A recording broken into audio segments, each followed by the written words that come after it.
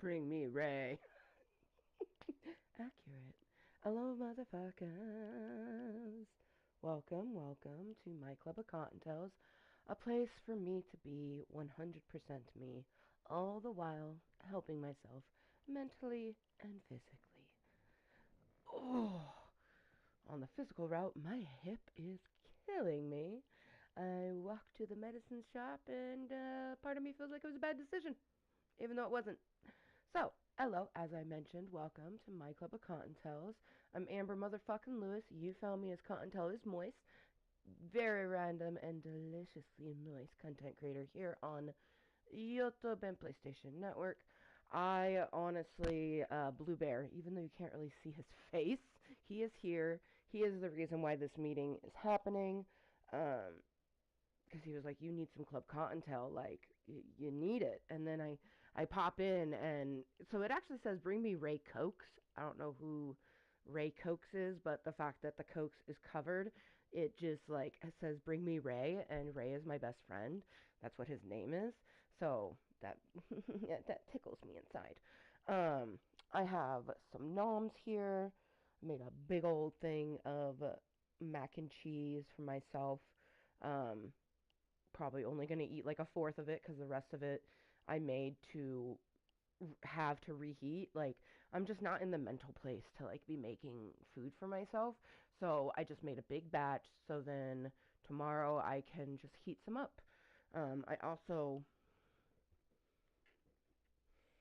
oh, I love lettuce. I love vegetables. I put my lettuce in a big bowl, got it all rinsed and separated. I also have some chili trees Fritos to put in my mac and cheese, which, mwah. But yeah, oh, I was needing me some Club Kottontale. I created this place, fucking 8.5 years ago. It's still so wild to think that in a few months, because it's March, it's almost April, truly, but April, May, June, July, in less than 4 months, we celebrate 9 years of Mooiisstt Contentry. Also, you may have noticed the title 4 years, 2 months, hashtag celibacy. Well, hashtag celibate. I had thought about putting hashtag celibacy, but I feel like I feel and felt as if celibate is more known, but truly, you either know what celibate and celibacy is or you don't. But anywho's, I have been celibate for 4 years and 2 months. When I had came across that fact today, I was like, 42. I was like, that should be the title of my meeting. And there it is. I'm moist. Are you? To be moist. Not moist. That's water, liquid. That's wet. That's moist. Moist, with the extra consonant and vowels, is to be 100% yourself regardless of what any motherfucker thinks of you, especially those motherfuckers in your own brain. Just love yourself and you'll be loved. No shame at all. So, I actually did some offline gaming. Um, you see, I didn't even try to save it in a way that was like fancy. It's bed. But we did some offline work in Terrace Street 2.22. And basically we mined a shit ton. So we have a bunch of cobble that we can just like plop into place. I also was like, oh, I'm totally gonna eat before I have some medicine. And that was a lie. Like my anxiety is through the roof. I even took some extra anxiety medicine, and it, my brain is like, please put more medicine in me. We don't feel okay. My fucking hip. Oh, oh, it's hurting so much. Oh. Alright, let's get our Chizity chat up before we load into the wild. Ooh, I need to plug in my phone because she is close. 36%. So, like, not super duper close, but definitely needs to be plugged in. Oh, my. Kottontale is moist.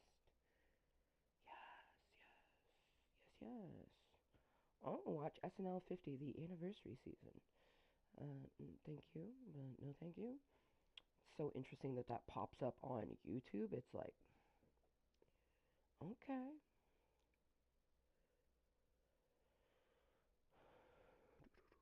Putting up some disclaimers.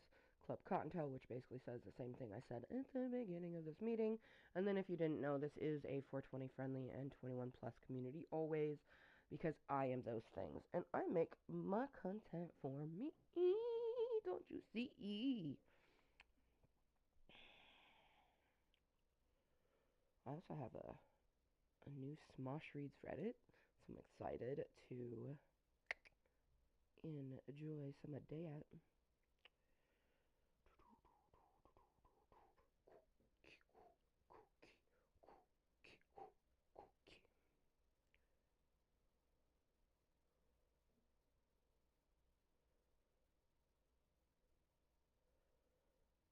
Off to Snapchatty land, where it can stay. Right, Club Kottontale. Oh, it didn't put up content. How rude. Did I not send it? I must have not full sent it. That's the only thing that I can think of to why it did not.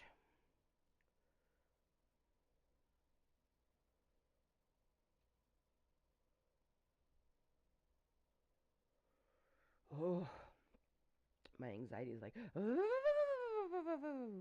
even took some extra anxiety medicine. But Blue Bear is never wrong, and he was the one that was like, we should have a meeting of Club Kottontale.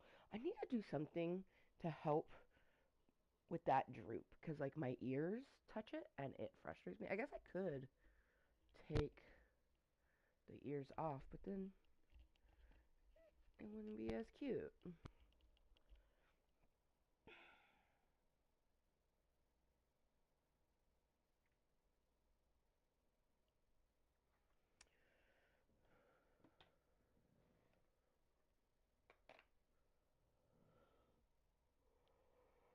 Hmm. See what we got. Ooh, I do not feel safe. Oh, these should be good stories.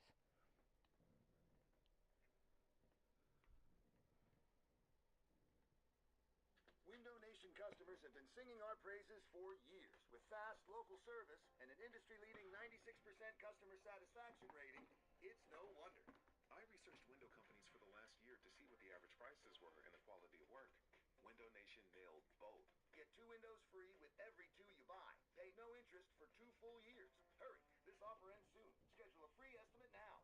Call 866-90NATION or visit windownation.com. That's 866-90NATION. Yeah, so truly, my Club of Kottontale is like, I am not one of these gamer streamers that is just like, come watch me because I make some cool shit. Uh, Come hang out with me because you want to. That is that's my motto. Um, I just love how it says "Bring me Ray." I mean, it says "Bring me Ray Cokes," but all I can see is "Bring me Ray." Bring me my ray of sunshine. Hello and welcome to Smosh Reads Reddit Stories. I'm Shane, and today we have some real scary stories. They're not true crime, but they are really scary, so viewer discretion is advised. None of these get to extreme levels, but there is some disturbing things in here, so just be warned. But I'm joined with 2 people who do like true crime and scary things. Amanda and Angela. Our alibis are here on set at Smosh. Yeah, we have our location, and we've already had our fingerprints, and we left multiple traces of where we are, and we told our family. The doors are locked. Okay, great. We have a change of clothes, just in case. We're ready for a good time. So these are real scary stories, but what do you like about true crime? Or just watching, because I have a hard time with it. I like horror movies, but I like supernatural stuff. You know, like at Christmas time when you turn on the fire, Yeah, ahoy hoy. little blanket going, 111. Time for a Cheerios. Detectives in their 60s. Yeah.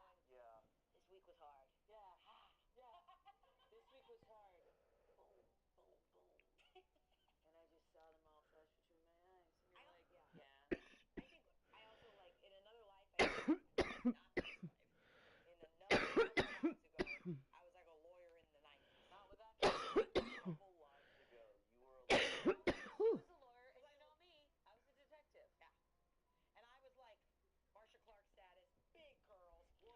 Folders after Oh, it's like, what were you doing, Cottontail? I don't know, maybe mining.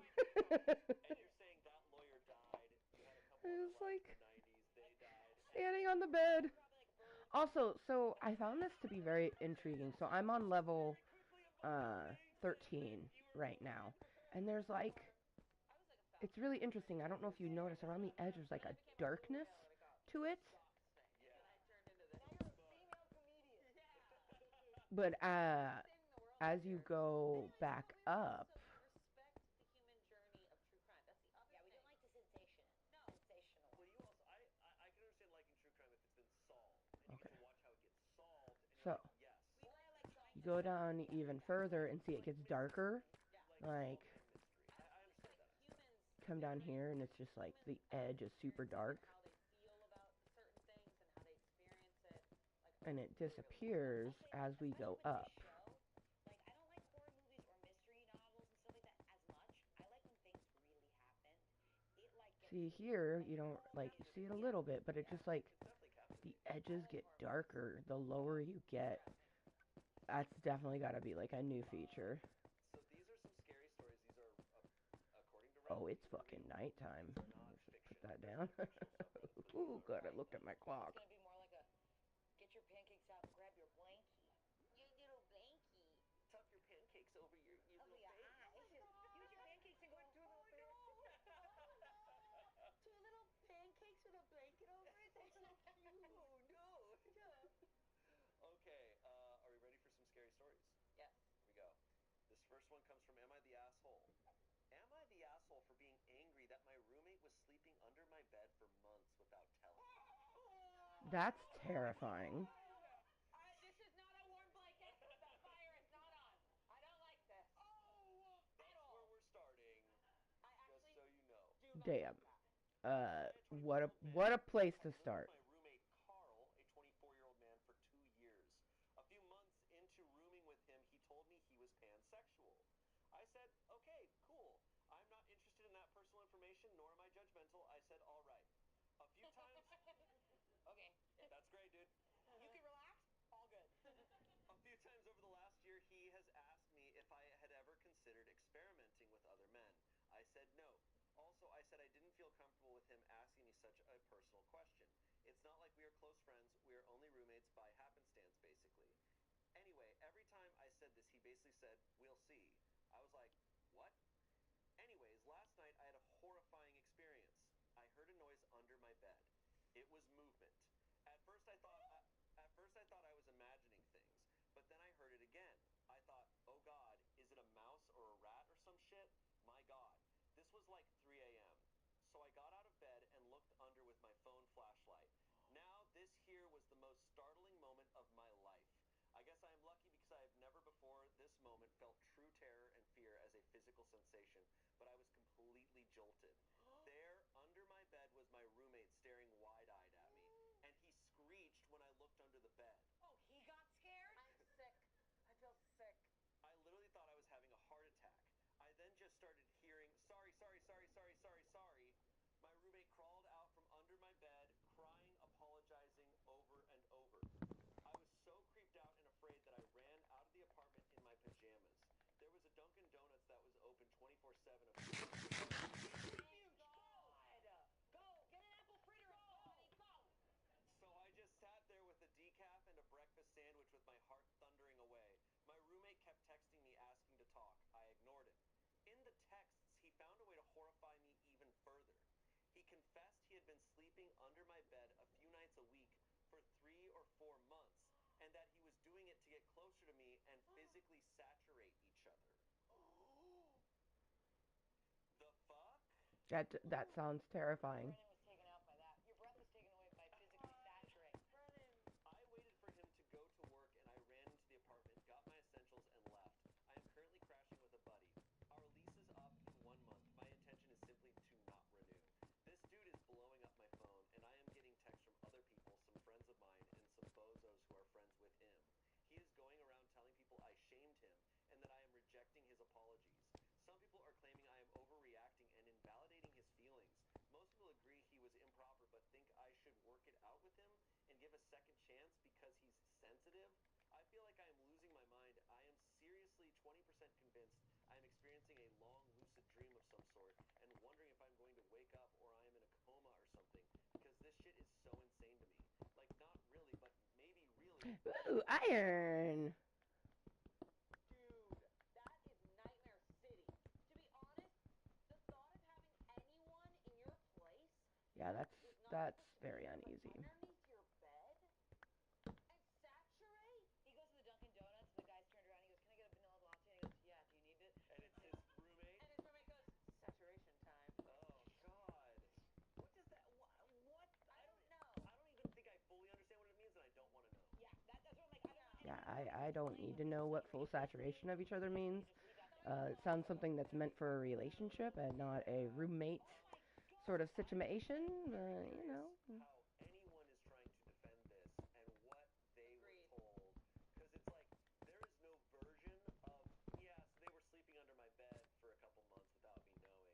Where I'm like, oh, well, you know, If that was they're sensitive. if that was a regular person, regardless, if that was like your good friend that you knew really well, who like wanted to date you, or just like even that is weird. The fact that this is an absolute, they're not even really friends, they're just roommates. If I woke up in the middle of the night and Courtney was under the bed, I'd be like, I don't know about No. this. No, I'm with you. That would be not okay. Sometimes I wake up in the middle of the night and my cat is under the bed, and I'm like, you're freaking me out. You're freaking me out, You dude. can't do this. I don't know what it is specifically about under the bed that feels extra intimate. Like that's your place of rest. Just Like that's where you're sleeping. Simply him going into his room uninvited, that alone, and under any circumstances, is enough to be fully kicking that person out, not trusting that person. But this, I mean, this is so horrifying that I want to not believe that this. There's definitely a zombie on the other side of that wall. Roommates out there do some weird stuff. No. Have you ever seen Worst Roommate Ever on Netflix? No, Don't. but okay. It's really. Have you? Don't. Roommates can be. It's really hard to watch. The verdict was not the asshole. No, Of definitely not. course He went to not. Dunkin' Donuts. A Dude, place of let him sleep God. under your bed. He's going through a breakup. Dude, you're being a jerk. Like, let him saturate you, dude. It Come on. says there's comments, but I don't see comments. Barely. They were just Oh, no, saturating. it was just Assbot. Comments. Dude is not mentally stable, and you need to get out of there. Yep. Sounds like he'd end up wearing your skin or some shit to physically saturate with you. Someone said, yes, you did shame him. Yes, you rejected his apologies. Why? Because he crossed so many boundaries of common decency, privacy, and basic human respect. This is the behavior of a predator, a stalker would do. Whatever trust you have in Carl has been broken, shattered into 1,000 pieces, not the asshole. Lastly, someone said, why would anyone say you should work it out with someone who is hiding under your bed every night? Yeah, I don't know what these people are hearing, because there is no world where I'd defend that. Yeah, I think like you can like whatever you like, but when it comes to disrespecting someone's Yeah, there's definitely space, like, or just, not I guarantee there's like a ravine or something right there. someone's privacy, Yeah. that's just plain scary and disrespectful. I think it's really scary, especially when you're sleeping. You are not fully there. Like, you feel safe, that you are absolutely resting, your body's healing, Yeah. and there is someone actively in there. Like, just the thought of someone in the corner of your room watching you. Can you imagine if you went up and Hmm. Don't do that! Here's the deal, guys. Here's the deal, guys. You have to Oh, wear a yeah. blanket around your feet. If you don't, your feet are gonna get sick. Oh, yeah. I put the hot I know you know this. No, I know that Shane pot loves next to me, and so nice warm spot right there. Oh, for the taking at any moment. oh my god, I'm so excited. Okay, I gotta put some chili. So the last time that I made chili cheese Fritos, mac, chili cheese mac, was with the like Velveeta shells. This is just like some regular Kraft mac and cheese. So, and this is what I used to do all the time, like growing up. So, I'm excited to actually feel the nostalgia. 100 ghosts underneath my bed that are ready to tickle at any moment. Have you guys ever Tickle ghosts.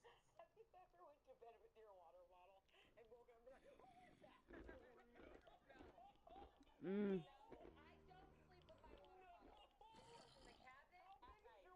Mm-hmm. This is what she does. She walks with things like this, Yeah, the and she goes like this, it's like my bottle, and I'm watching him. and then she goes like this. Mm. I'll fall asleep, and it's still right there, and it's just like like an item, and you're like, and it's just warm. So no, I don't set myself up for that shit. No. I tuck in like a burrito, and I prepare for the night. I think having a cat has made. I used to be when I lived alone without pets. I would be scared at night sometimes because you hear a noise. You're like, what is that? Yeah, like, Whereas calm now. luckily cats, they do this thing where at 3 a.m. they decide, hey, I'm gonna fuck everything up. And so anytime you wake up in the middle of the night and hear a noise, you're just like, yeah, that Bones being a fucking weirdo somewhere. Like he found a bottle cap and he's Mm. it around the room. It's like, okay. He's like, you gotta see this, man. Like truly, like a ghost could be around. I'm like, I don't care about you right now. Sorry, my cat's being weird. This was awful. There's no update. There's no update. That's where that ends. Why did he get a decal? You know, okay. He's anxious. I hate Could that. you imagine Yeah, being an there's so anxious much shit damn and gravel having in this caffeine? area. You know, it sucks that the text, everything before and after that this guy said made it all horrible, right? Because he did also say the things of like, oh, are you open to experimenting? He's like, no. And he's like, we'll see. We'll see. I'd be like, what? Excuse you? Like, you need to continue. What do you mean by that? We'll see. No. But because otherwise I'd be like, what if this is like a Larry David situation where like something happened, Just trying to get his glasses. like he dropped his glass, like he's like, oh no, I left my glasses underneath they fell underneath my roommate's bed. I need to go get them.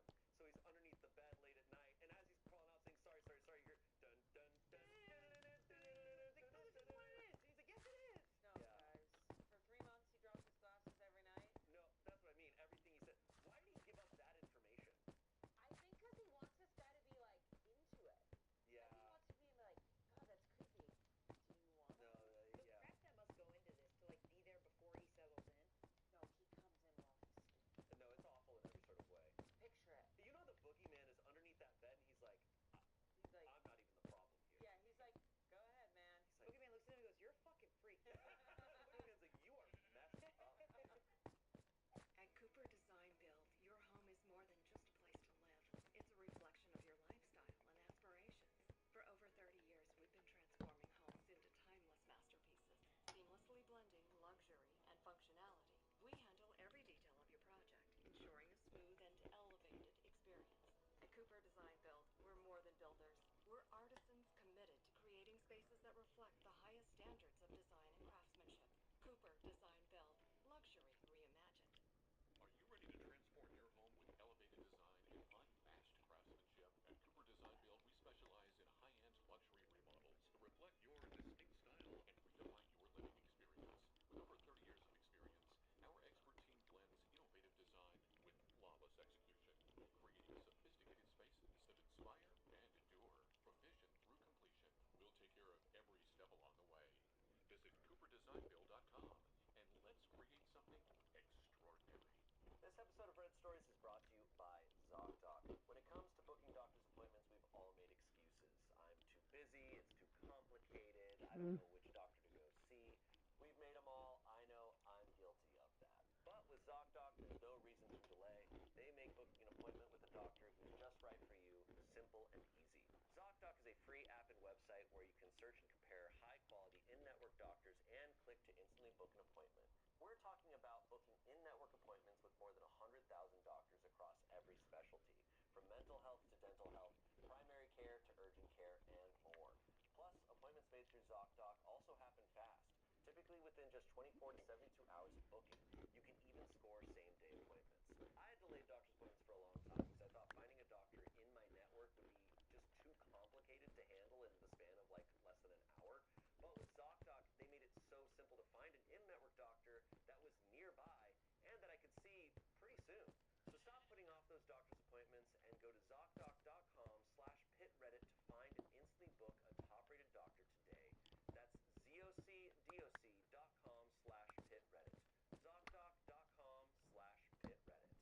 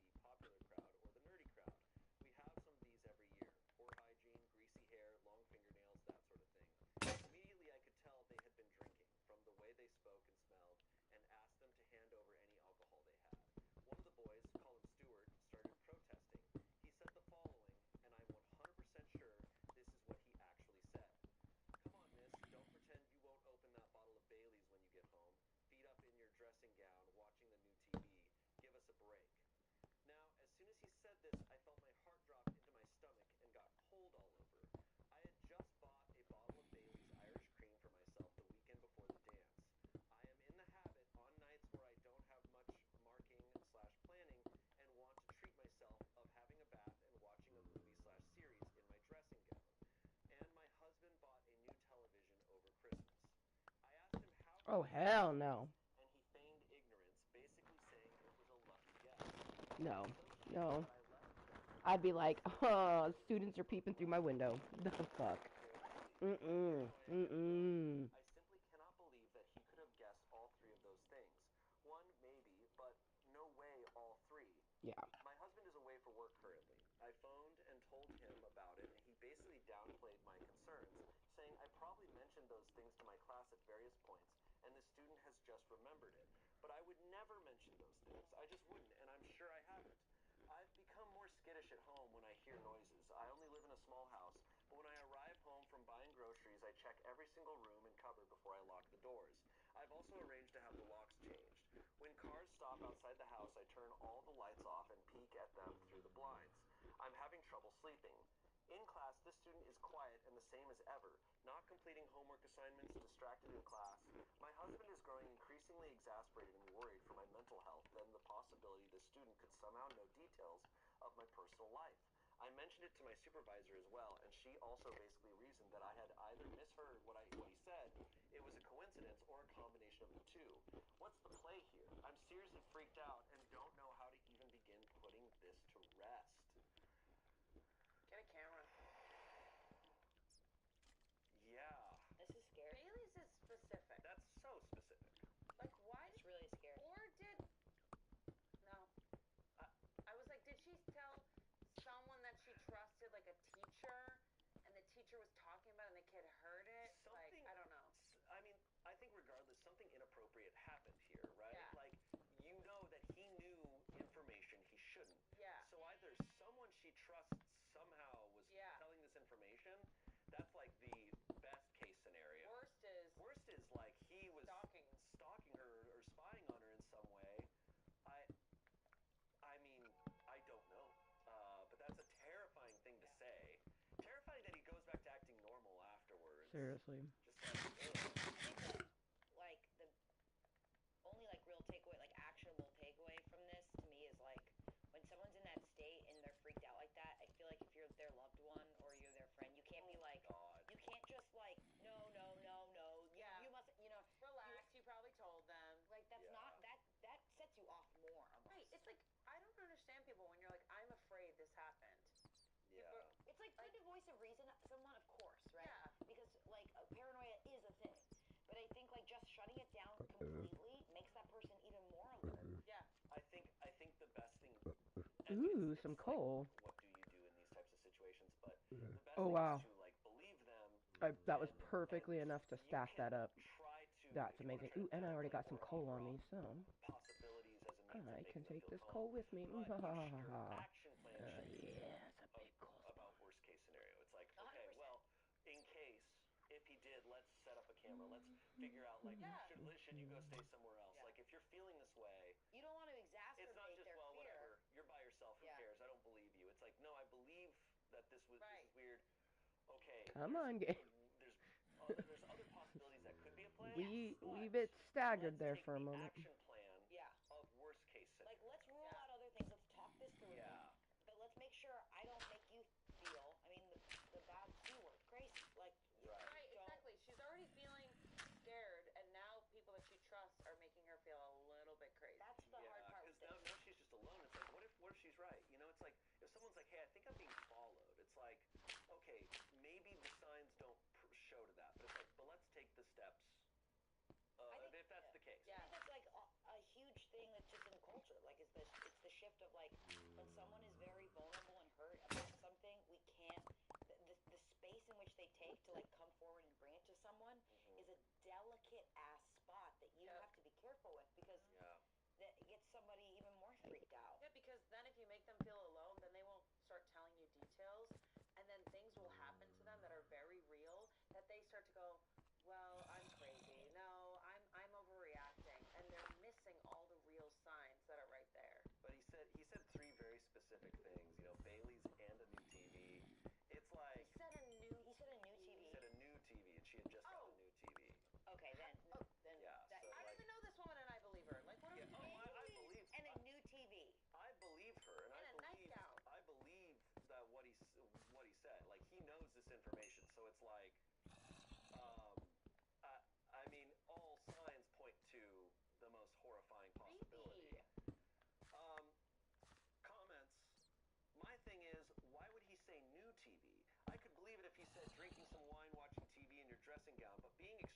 specific about your drink of choice and new TV is a little scary.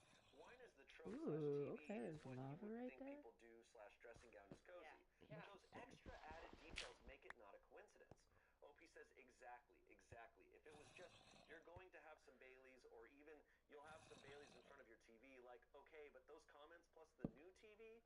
Someone else said, is it possible that you or your husband were observed buying the new TV and the Baileys? The students' parents could have seen either purchase and said, oh, OP just got a new LG 65-inch. I agree you should do a sweep for cameras or ask a techish friend for help, but that would necessitate figuring out how all the cameras got there, which opens up a larger conspiracy. I thought about that too. But Yeah, like, not the same store. There's a tech. You don't buy a TV the same place you're getting Bailey's. I mean, Target. Yeah, what? Yeah, exactly. You're not like, all right, we're in for the night. Here's my Bailey's, here's my TV. Like, that doesn't happen. Let's get some toilet paper and then we'll And call then it. we'll call it. Like, what? OP responded, because this was another thought that I kind of had, was I'm like, what if he's not physically there spying on her, but what if there's like, what if he put cameras somewhere? Because OP responded to that comment saying, how can I do a sweep for cameras? I genuinely want to know. Someone said, open your Bluetooth and see if there are any weird devices. Obviously, if you live in an apartment building, this probably won't work because you'll pick up your neighbor's stuff. They sell devices that look for hidden cameras, but I think it's just a bat. something that emits a beam Freaked of me light out, bat. that would bounce off a camera lens. I've never seen one that seems worth buying. Otherwise, I don't have any suggestions. OP responded, there are some devices I don't recognize. In the morning, it's late here.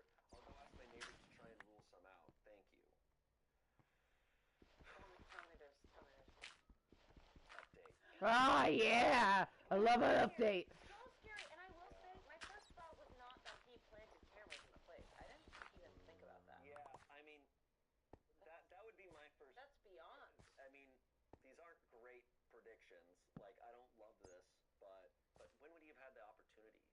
Okay, I don't know. yeah, I see what that is. Let's get into this update. I wasn't expecting this post to receive so much attention. I'm really grateful to so many people who have validated my concerns and helped me develop a plan of action. I got home a little while ago and am going out shortly with a friend to try to rule out Bluetooth and Wi-Fi devices with my neighbors. After that, the two of us will try and conduct a meticulous search of the house for any concealed devices, using the lights out phone camera trick some people recommended and some other tips I've found online. Just to clarify a few points that I've seen raised a few times.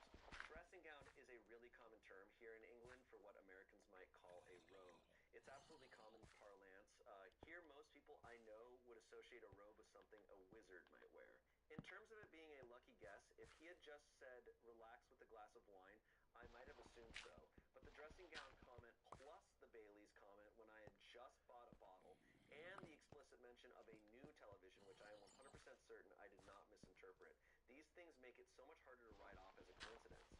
As far as social media goes, I have Instagram, which is set to private under my maiden name, and my profile picture is not of me.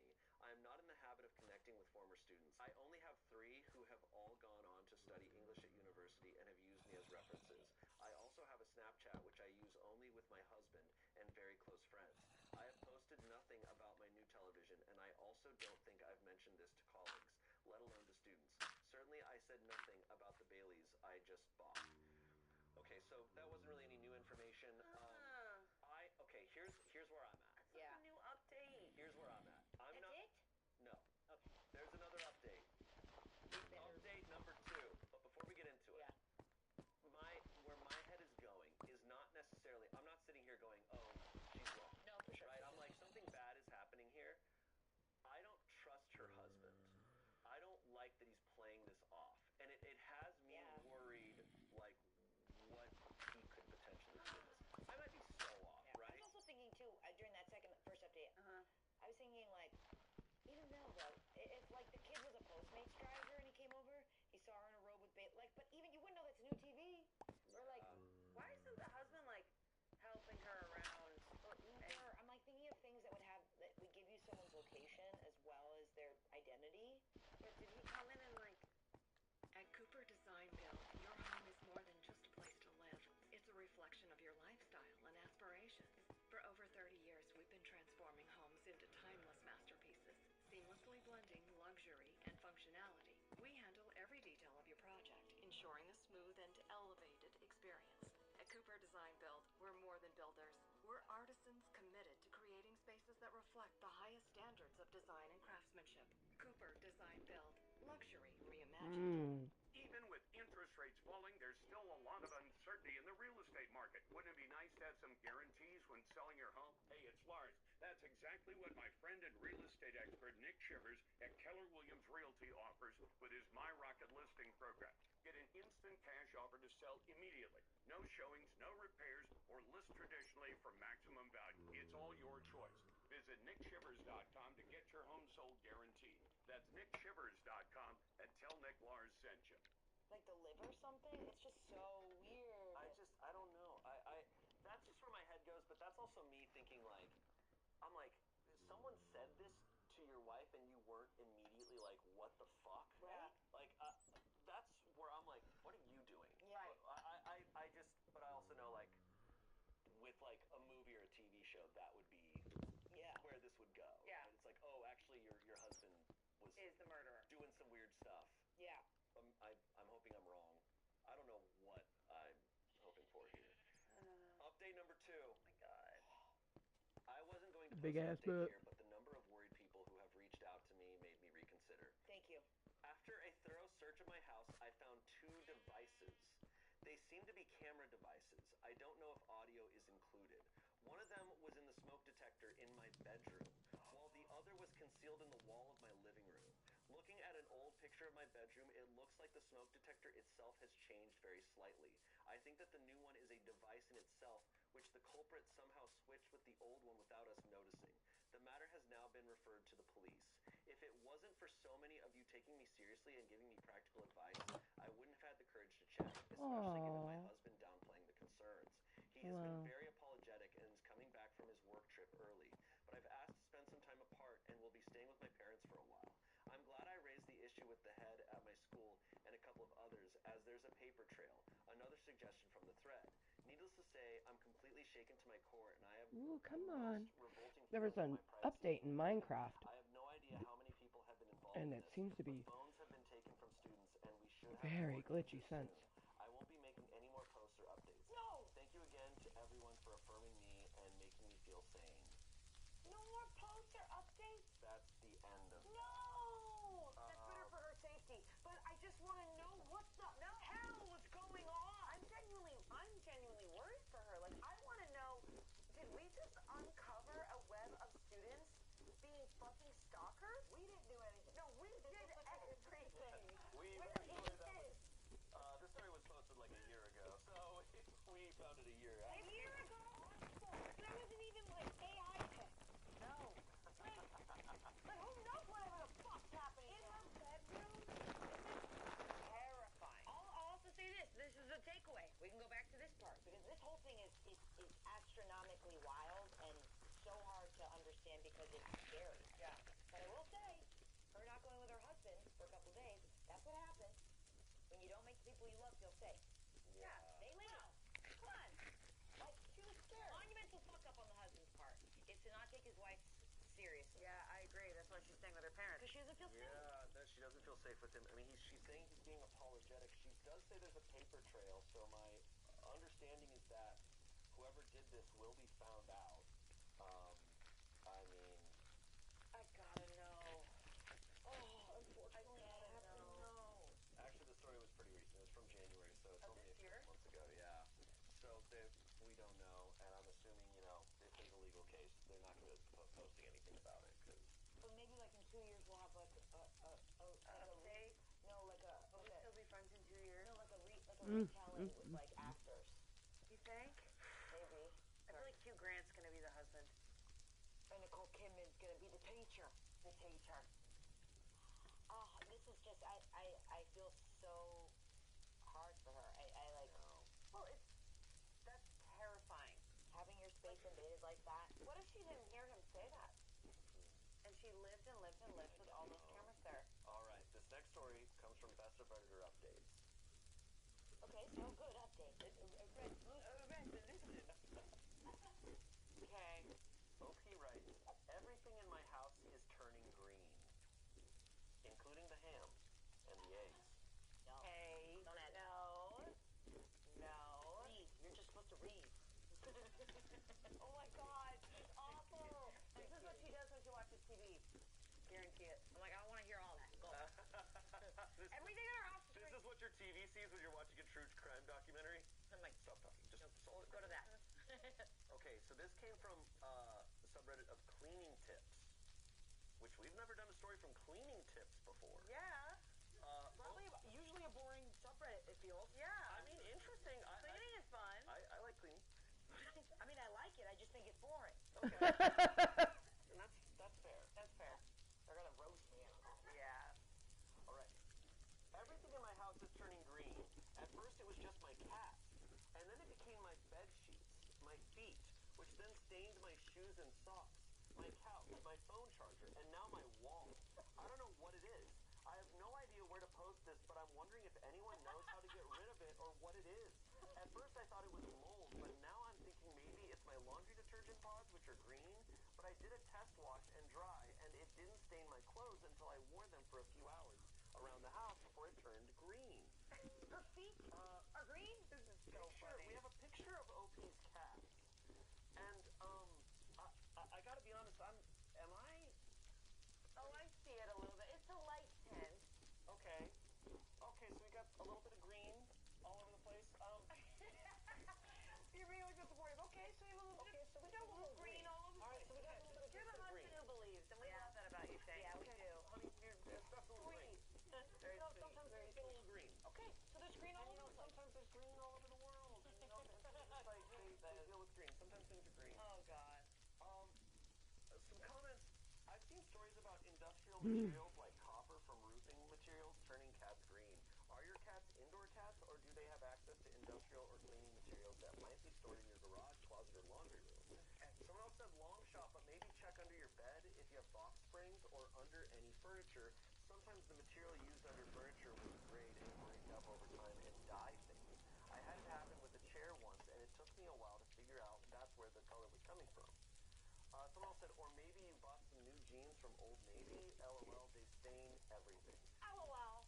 OP said, haha, me and my husband are not jeans wearers. So, Don't what are you? could have said my husband and I don't wear No, I think it's totally fine. I think jeans can be bullshit, but like, Oh. they're really hard. When you're 6 feet, you can never find a good pair. Sure. Get that.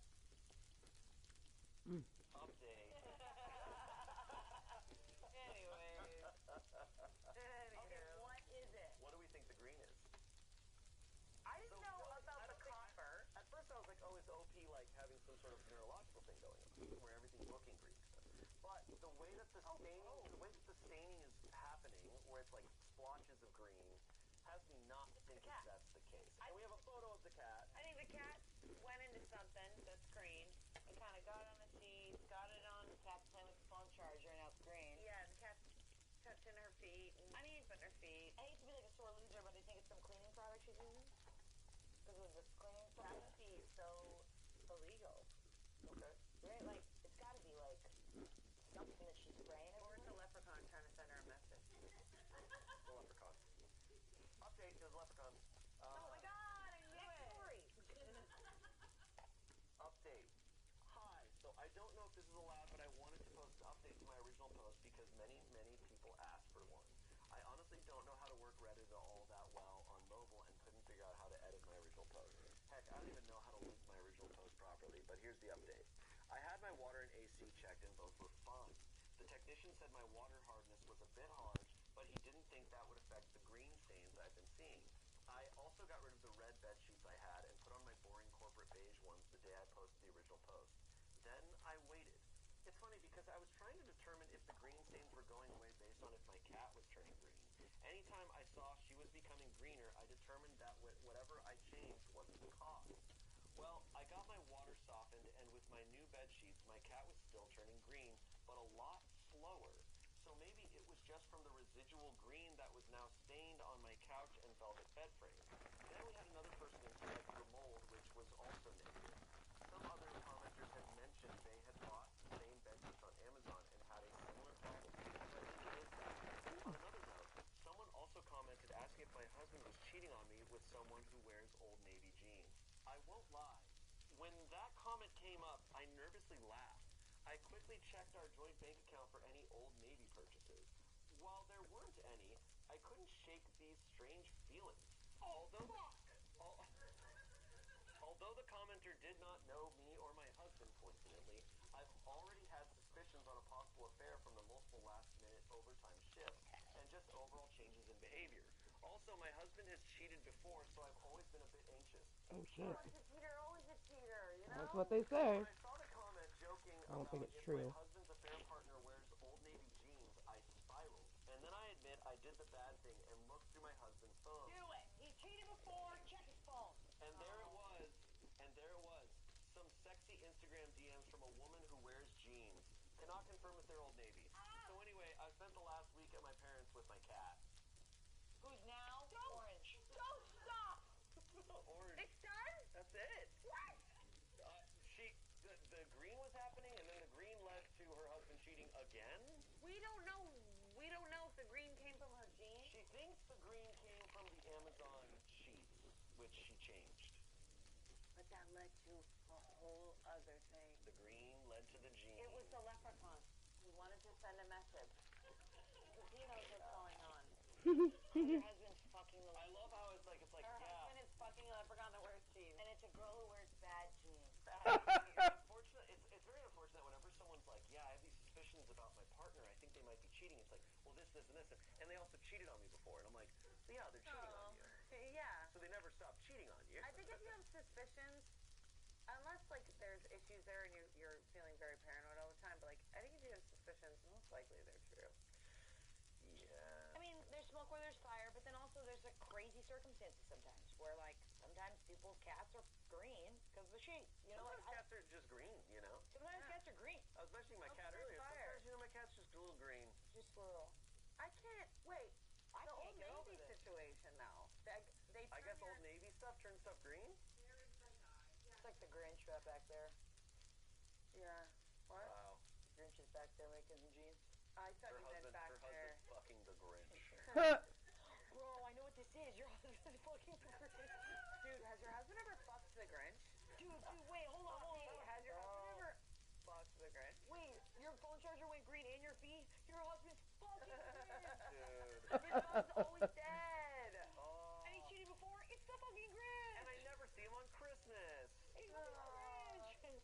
Our next story comes from relationships. This is an old story. This came out about 7 years ago. What? Yeah. How? Wow. Reddit's been around. Reddit's been around. This is a 36-year-old woman. My husband is 41. Makes it sound like, fired for oh, Reddit's been around. Honestly, though, it kind of tracks. My husband Charlie and I have been together for 10 years, married for 6. We've had our ups and downs, I and don't we're know, currently feeling in an up. He has never done anything like this in the past, so it came out of left field for smidgen me, and better. I'm very much shocked and at a loss here. Charlie is a computer programmer and was a senior engineer at his former company, where he had worked for 4 years. He'd never had any trouble with coworkers, and were both friendly with a few of them, mostly other men and their wives. On Friday of last week, he came home around 11 a.m. and told me he'd been fired. He was really upset and agitated, and I didn't want to push him about it. Should not have put more Fritos in that, because I don't know if I'm going to eat more. Coworker and was fired. The information I Oh. was able to get out of him. The coworker is a Oh, excuse me. senior engineer who he's never mentioned to me before. He said she's terrible at her job. Beth slept with a senior engineer we are both friendly with, Darren. Darren wasn't involved in the harassment, wasn't fired, etc. The company's Aw. lawyers were there, and Maybe among a the things they tutor. He told must him still be was really, that like, Beth hella could press busy. charges, Because but he chose just not sent to. the Lastly, emojis something not happened too with her long ago. car, but he won't say what. I'm gonna His send him a exact picture. words were, there was something with her car. He was escorted off of the premises and is not allowed back in the building to get his belongings, and instead has to arrange with security to pick them up after business hours. As far as anything else goes, he won't give me any details. He isn't interested in seeing a lawyer because he says everything is legal. He has basically admitted to sending Beth some emails, but won't say what they said or anything like that. I don't know if Beth sleeping with Darren had to do with it, but the fact that he gave me that detail makes me think it does. I'm not sure how it relates. Darren is a very nice single man who is in his late Hey, 20s and 626. approximately the same age as Beth. Akuta. My mind is running wild here. 626 Charlie is has been Stitch. depressed and withdrawn Experiment all weekend. 626. Won't talk to me about it and won't talk much in general. I work remotely, so I was home all day with him, and he played video games all day, and then went to bed at 6 p.m. The fact that he won't tell me anything and isn't interested in seeing a lawyer makes me think that it's bad, and makes me worry that everything is true and not just a misunderstanding or a thing blown out of proportion. He has never been flirtatious with other women or cruel to them, and he's never said anything to the engineers he works with. I don't know what to do here. My instinct is to be supportive of my husband, but I don't know what kind of behavior I'd be supporting. I don't want to run to his coworkers we know and ask them, since they're more our friends than my friends, and while we spend time together at get-togethers or bars, I'm not close with them. In an immediate sense, I don't know what to do about helping someone who is so depressed and won't talk to me. Okay, someone gets fired for harassment and they're not talking to you about it. That can only be The horrible. husband's Yeah. name is Charlie. Yeah. Darren is Darren is Guy the Beth coworker. slept with. Yeah, so Beth, yeah. But Darren still works there. Darren didn't get fired. No. Darren is fine. 30 and single. It's apparently Charlie harassed Beth so badly that he had to be escorted out of the building Yeah. and isn't allowed back in the building until after hours. Wow. Very bad. Very bad. But he's not he said it's not a crime what he did. He's not asking for a lawyer. He's not getting a lawyer because he said everything is legal. So it makes me think he wrote Interesting. some disgusting, awful emails just Right. making her feel awful. Well, apparently she's not pressing charges, even though they say she could have. Just get crazy. Okay. What if he saw Beth and Dylan fucking in the car? Dylan? They were fucking Beth and Dylan. Darren, What if, you're What if saying, you saw okay, Beth and Dylan? what if they were Fucking fucking in the in the car? He took pictures and sent it to her. That's so Oh, silly. but I know that, but that's Almost the does. law. That's why I'm like, him saying he can't go to jail makes me think Cheers, he's free motherfuckers. speech. well, all of this, she could press charges, but maybe she's not pressing charges, but it's enough. It is harassment for him to get fired and to be taken seriously and not allowed back. Well, it has to be Something to do with really her car. bad. Where Something to do with her go in car there. and emails. Something to do with her car. Yeah, right. Yeah, there's something to do with her cars, and he said that he sent her some emails. I wonder if he can't get in without security. Like, what He's did not allowed he do? until after hours with security. I mean, he could.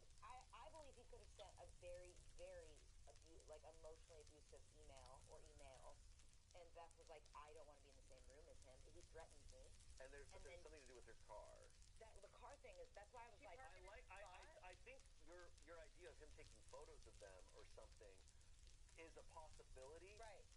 And he used it against her because he didn't like her. But either way, clearly what he did was against the law. She's just not pressing charges, fortunately. But he's But not that also, worried. or fortunately for him, she's not pressing charges, which I love the also sound of the means fire. He is viewed as such a threat that she's Didn't not wanna pressing get near charges as a means of that could almost be a worse sign. But him not lawyering up makes me think he just used his words and he's like, I'm allowed to say whatever I want. That could be just a full egomaniac Yeah. move of I don't need a lawyer. He's in denial so hard. I think the wife is right in being like, what do I do here? But I think maybe giving him space for a day, sure. But it's also like I think she needs to press him a little bit. Like, Well, I was going gonna say on? the same thing. I'd be like, I think I put my foot down a little bit. Yeah, I would give him like a day or two to sulk and be like, but then I'd be like, no, what's going on? Well, because this affects her. Yeah. Like if he did some really messed up stuff, this is going to affect her possibly on legal levels. It's going to Financially, it's affecting like them all of it. financially, and it could absolutely affect how people view you, your network, everything. Yeah. Like, if he's this type of person, he's clearly not caring about his life. He's showing he doesn't care about it at this moment. But also, I can't imagine what it's like to be with someone for 10 years. Think you know them so well. Be like, he's a great guy. We've had our ups and downs, but we're in an up right now. And then all of a sudden, you just get a full-on character reveal. We have a bunch of comments here. I would tell him you have to assume the worst if he won't be honest with you. I've got to say he must have done bad shit to be escorted off the premises with no warning like that. Right. Either he was hating on her and went over the top, or he tried to fuck her and went over the top, or he tried to fuck her and then hated on her. Someone said, I've worked at larger companies, and when they fire people, sometimes they are walked right out of the building. Yeah. The reasoning is they don't want the fired person to make a scene and rock the boat. 100%. It's heartless in my opinion, but it does happen. Something tells me Opie's husband did something terrible because lawyers were there. Damn. My guess is OP's husband got jealous that Darren was sleeping with Beth and not him, as he had a crush on Beth for a while, and he flipped out and went all nice guy on her. He mentioned there are emails, so there is evidence in writing as well. This does not bode well for OP.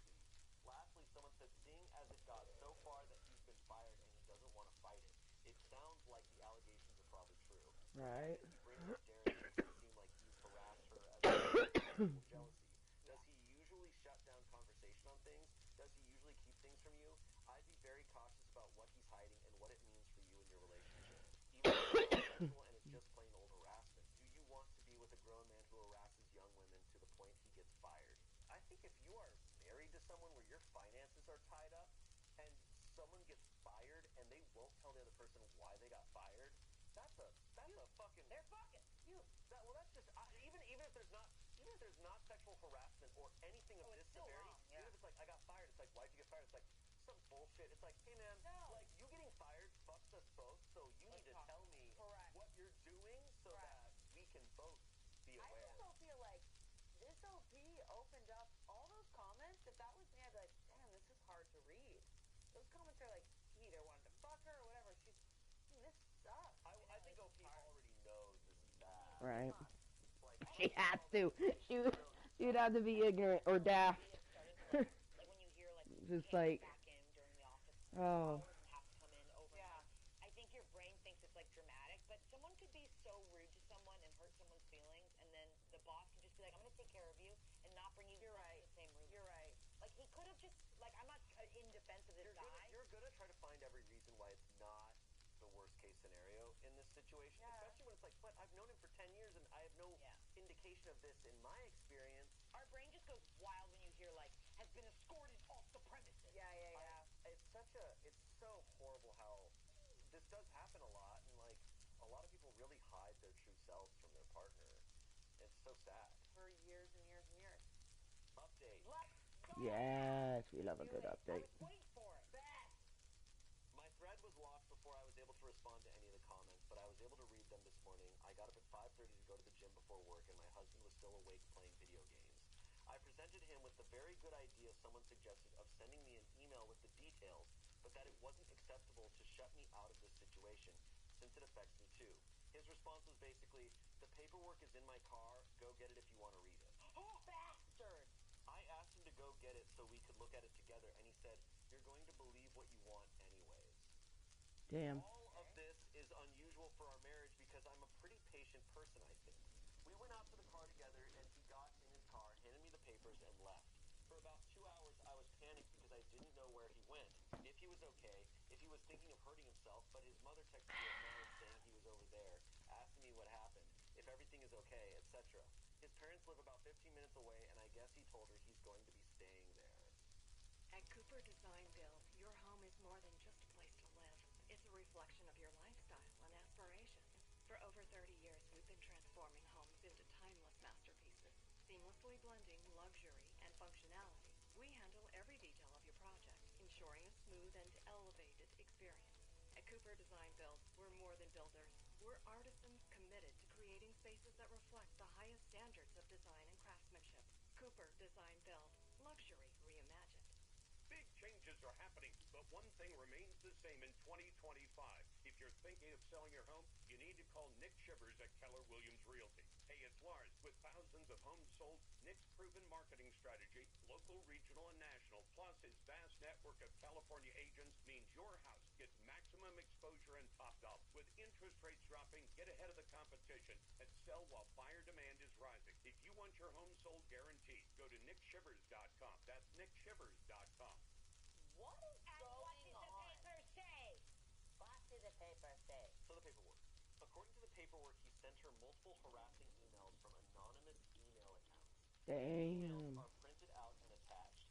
He apparently did this while at work, and they have been monitoring his user account for 3 months. The emails aren't sexual or romantic in nature and are all anonymous and about how she sucks at her job, wouldn't be there if she wasn't a woman, how she should quit before she gets fired, and how every job takes care. Wow. He made fake user accounts for his company's product that she works on and submitted bad reviews of her work. He also did this at work. He sent a email to her boss saying that she was sleeping with a senior engineer windshield of her car. I don't know what this gesture means, but I obviously understand that it was meant to be threatening.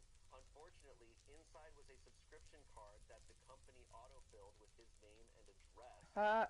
She also says she has been harassed for the same length of time, about 3 months, on Twitter. He only logged into one Twitter account that harassed her at work, so they can only say one was him, all telling her to quit her job. So I don't know what to do now. This is all terrifying to me, and I feel so bad for this woman. I have no idea what this is all about. He works with other women engineers, and he has worked with male engineers who don't pull their weight, and he's never done anything like this. I would have bet $1,000,000 that he'd never do anything like this. He's at his parents right now, and I don't know what my next move here could possibly be. This is so scary and out of left field. Dude, did she Dude, reject that's him? wild. Like, why is he going so hard? Unfortunately, man, some dudes hate women. You're telling me? No way. Shane, that is brilliant. Write that down. Thanks, Shane. Write it down. I'm saying, hey, you're right. He doesn't need a reason. Like, he might just, He's just an asshole. Dude, could you imagine? he might have just came up with a reason why he hates her, and she never did anything wrong to him. Being like, oh, this is my husband, and reading all that? What a fucking loser. Yeah. He puts that fucking gun catalog and doesn't even take out his fucking address in the middle of it. Yeah. You fucking idiot. Oh my god, I love when they have Amanda on here. Oh my god. A woman finds out that her husband has a Reddit account where he goes and he just hates on women. Like, just finds posts, Wow. women posting things, and he just hates on them, hates on their looks, is just disparaging women all over the web, and he logs off and he goes back to just being, like, he just... It's a troll. That's what that is. That's a troll. Someone who is not getting a release in life that they need, so they go to the internet to get the release. I mean, I don't know. Just treat her like that. Yeah, and also, like, if you have a real issue with her, go to management. Talk to them about, do you really have to, like, harass her until she quits? Get the magazine clear on the windshield wiper. Yeah. This is Just like that. extreme. This is This sample is not show a picture of it. Yeah. You're like a cartoon character. I don't know, this set me off. I'm so And I sorry. kind of love it. I kind of love This it because set me to off. put a gun on someone's car, a gun magazine, that is fuck. He's scary, and he's also an idiot because inside was a subscription card that the company autofilled with his name and address. That's what I'm saying is like, what a loser. This, I want to know why. I just want to can't know do why. it for him, but Dude, you didn't come too hard for are him. you kidding me? I just feel so bad for her. Could you imagine you're just out of your job? What if she's not? I don't- But also, she's probably having a great time with Daryl, Danny, Darren. All the dates. She's allowed to do whatever She's she doing wants. anything with the D's, with the D, and she's having a great time. And he's probably like, I hate her because no. There could be any number of reasons. Yeah. I Probably mean, great I at her love him job. giving his wife the papers going, you're going to believe what you want to believe. yeah, Like, those are you, my He guy. hates, that's because he hates women. yeah. You said it. I mean, look, Quote that. I've been on YouTube for 10 years. Like, it's astounding what little a woman has to do to make swaths of men just fucking hate So them. true. You're the From shit, afar, dude. but yeah. You're the Yeah. shit. It's also just real. I mean, we all see it, right? No, it's like- and I mean, everybody at home watching or listening to this is like, oh yeah, you pull up the internet and you see an example of it every day. And I mean, hate goes around all over the place. I'm not 100%. saying that Right. only men are doing this. I'm just saying, like, there are so many men out there who are waiting for the excuse. Like, they have Yeah. so much pent up hatred Yeah. It's for good for whatever reason that they just, once they find a target and they're like, this is my outlet. They Yeah. go. I mean, They that go was for my them. argument, being like, Oh my god. Oh my god. Literally what he just said then just treat her is... So much, you pull up the internet and you see Hold on. an example of it every day. And I mean, hate goes around all over the place. I'm not saying that only men are doing this. I'm just saying, like, there are so many men out there who are waiting for the excuse. Like, they have so much pent up hatred for whatever reason that they just, once they find a target and they're like, this is my Boom. outlet. Once they find a target, this is the outlet. That is how I feel about a couple trolls, a couple 80s dolls here in Club Kottontale. But one in particular, it's like they are like, So many stories when people are just letting their hatred I'm just their outlet to be a nasty human being, I guess. fucking Dylan having the time of her fucking life. Fucking Dylan Darren having a great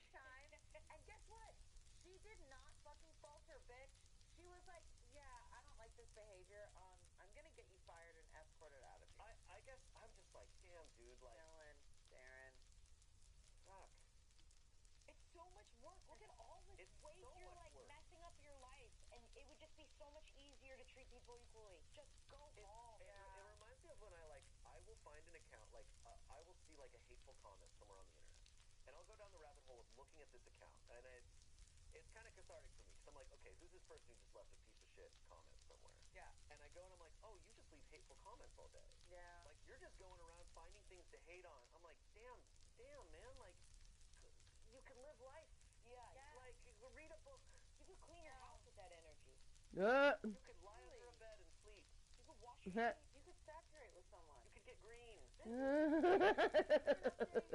no more updates. Here's the can deal. saturate with Went to his someone. mom's house, and That's the so mom was fucking like, funny. what happened to you, my son? You know, Yeah. it's really And sad. then he sucked his thumb and went to bed. And he went to bed in his Played some little video blankie. Anyways, our next story and our final story. Oh, This one comes from True Off My Chest.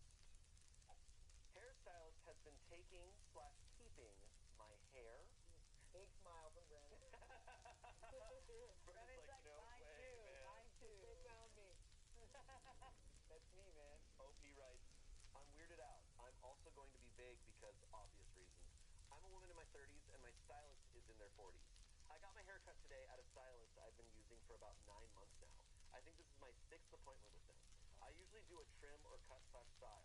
Today I went from long hair, high lower back to an A-line bob. Again, since I started seeing this person, I usually get maintenance / trim.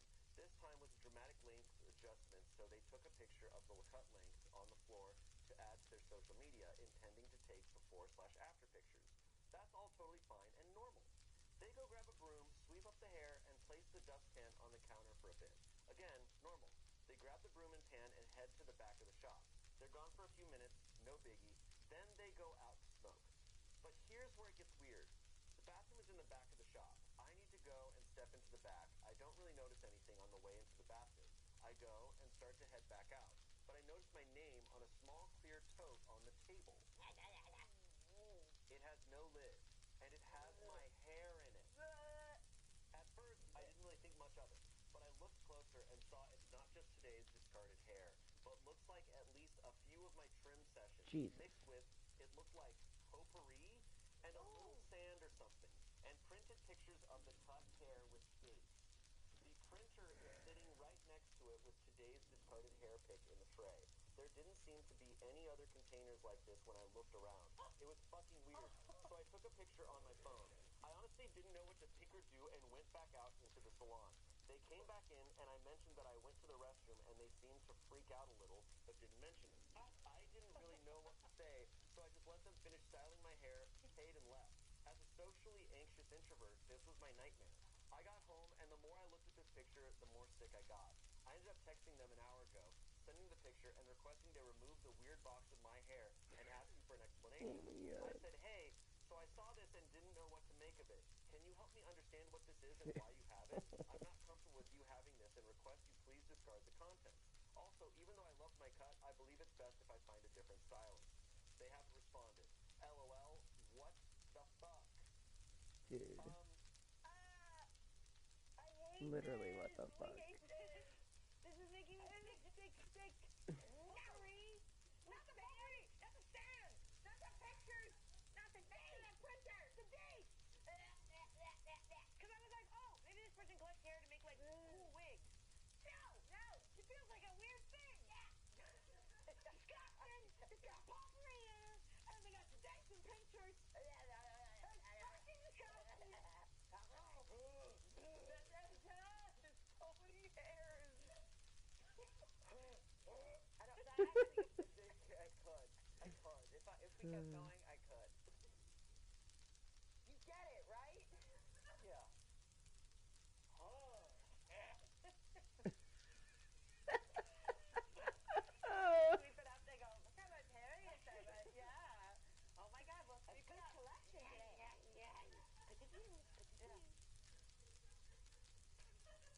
Oh, my Amazon potpourri package came in.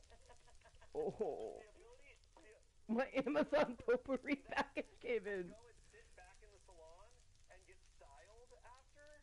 No, she's like, maybe a middle part. Damn. Damn. That, I hate all that. That might feel more cringy than the Yeah, I don't know why hair on top of hair, and it's your hair, and it's your life, and your hair is memories, and like this, dude. I still like it. From previous cuts. That Oh. yeah. Oh, this is my hair from March. Awful bold of the stylist to keep it in the salon. Seriously. The bathroom. Where like I'm like, you're gonna get found out. Right? Like, they're gonna know. Comments. Person's thinking, how Wow, would that they sounds know? strange. I'm curious as well. Good for you for sending the text message. I see your message as mature, fair, and calm. OP says, I appreciate that, but full disclosure, it took me a few hours to get calm enough to send that. I'm totally skeezed out. Yeah. Someone said you absolutely handled it better than I would have. I would have taken it and confronted them. This really is the beginning of some crazy I survived episodes. Thank Right. God you're not going back. OP said, I honestly had no clue how to respond. The whole situation was so bizarre, and I can't imagine what the purpose of this would be. I told my husband about it, and he got goosebumps, which was super scary for me and made me feel like I may have underreacted to the issue. But I guess I am glad I got out of there without a confrontation, because who knows what might have happened if I'd brought it up to them. Someone said, hair in small containers with other items makes me think of spell jars. Whoa. Snapped it and put it under my coat or something. You know, I'm a skeptical person. I don't necessarily believe in magic, but if someone takes my hair and they're like, yeah, I'm going to use this for spells, I'm going to be like, no, you're not. No, you're not. They're sitting down. Absolutely not. Like, I don't necessarily 100% believe in that, but I don't want to find out. I don't want to find out. That's so funny. What about no? Yeah. Yeah, potpourri and sand and salt and shit. Dates and pictures. Dates. Update. Oh Yes. my god. It's been about a week, and with the holiday, I've been all over the place, but I ended up going to law enforcement to make a report last Monday. I'll likely end up going back if this person keeps contacting me like they have been. Sunday, the day after I got my haircut, I woke up to a bunch of texts from the stylist. It woke me up because even though I have Do Not Disturb on my phone, I have a setting that overrides that if there are repeated contact attempts over 3 in case of emergencies. Here's what I got. 3:49 a.m. I don't recommend going to a different stylist because of this. It's not a big deal. In small towns, people talk, and you may not find anyone that will take you after this, so I'd reconsider. I don't like threats. 3:51 a.m. So I have your biological material, and it's my property now. I can do with it what I want. I kept it because I can, and it means a lot to me. 3:54 a.m. Why did you send the pic? I know what it looks like. It's mine. 4 a.m. You need to respond to me because I think it's a misunderstanding about what this is. It's no big deal, and saying you're switching stylists has me triggered. I do good works. You said so. You're triggered? Yeah, come on. 4:04 a.m. I also charge a $350 client separation fee. So yeah, you can't just say you're switching stylists without more consequences. What? And I know you said you already tried This stylist is Buffalo Bill, but with hair. That's what it feels like.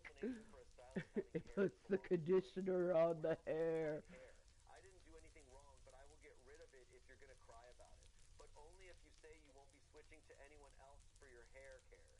You mean a lot as a client and always tip well, and I do good work, so it doesn't make sense. We know she means a lot to you. Maybe don't Yeah. threaten someone who does your hair or hurt their feelings by making accusatory statements. I didn't respond to any of those that morning because it was so insane to me. I need to process Yeah. things fully before I make a decision on how to deal with it. So I just didn't respond.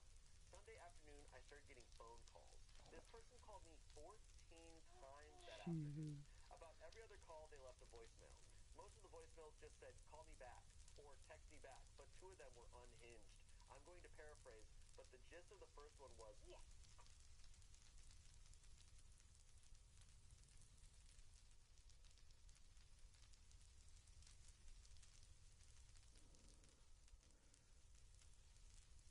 call me back, I'm getting scared you won't come back to me for your hair for real. I just like how your hair feels. That's why I kept it. Call me. Oh my It sounded like they were gosh. crying. The second unhinged message was left late Sunday night at 11:38 p.m. and it said, I got rid of it except for one lock. I found out I like watching your hair burn more than I like keeping it. Any of those messages? The whole thing has me freaked out. It got worse. Decided by that time I was taking Monday off. Oh, I like to watch your hair burn more than I keep it. Oh. I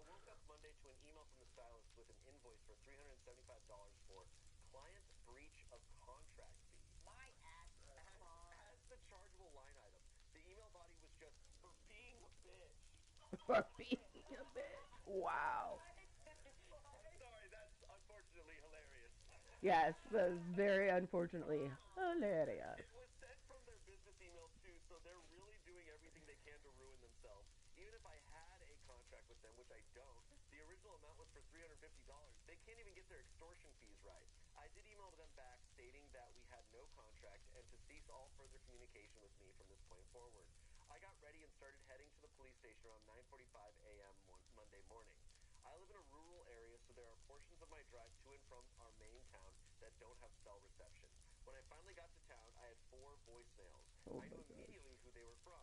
I talked to one of the officers on staff. They took my statement, a copy of the email, and asked me to forward all the texts and screenshots of the numbers of calls. They said, at the very least, the calls and texts could be considered menacing and harassment. But the voicemail where they mentioned how they like burning my hair was potentially concerning. Yeah. The officer advised I contact a legal representative. Potentially concerning. I'd say it is concerning. Civil suit court. And they said I'm welcome to change my number, but having the piling evidence if they continue to contact me after I explicitly told them not to in the email would only help me. I reached out to a lawyer Tuesday and left a detailed message regarding the situation. They are apparently out of the office until next Wednesday for the holiday, so we'll see if they have any advice. I've since received many texts and calls from the stylist. They sent a happy Thanksgiving text on Thursday morning as well. Regardless, bitch. For being a bitch. regardless, they are giving me a lot of evidentiary material to work with, but I'm so unsettled. I can't wait to hear from the lawyer this week. I'll leave you with a text from this past week, one I think you'll all enjoy. 5:12 a.m. December 4th, 2024. Don't ever say never. You're never coming back. Don't make me laugh. I don't want your ass back. You can beg me, though. Might help. Update number 2. Yes. Yes. Update. Update. This situation and update may not be as satisfying as many would have hoped, but here it goes. I met with law enforcement again this past Tuesday.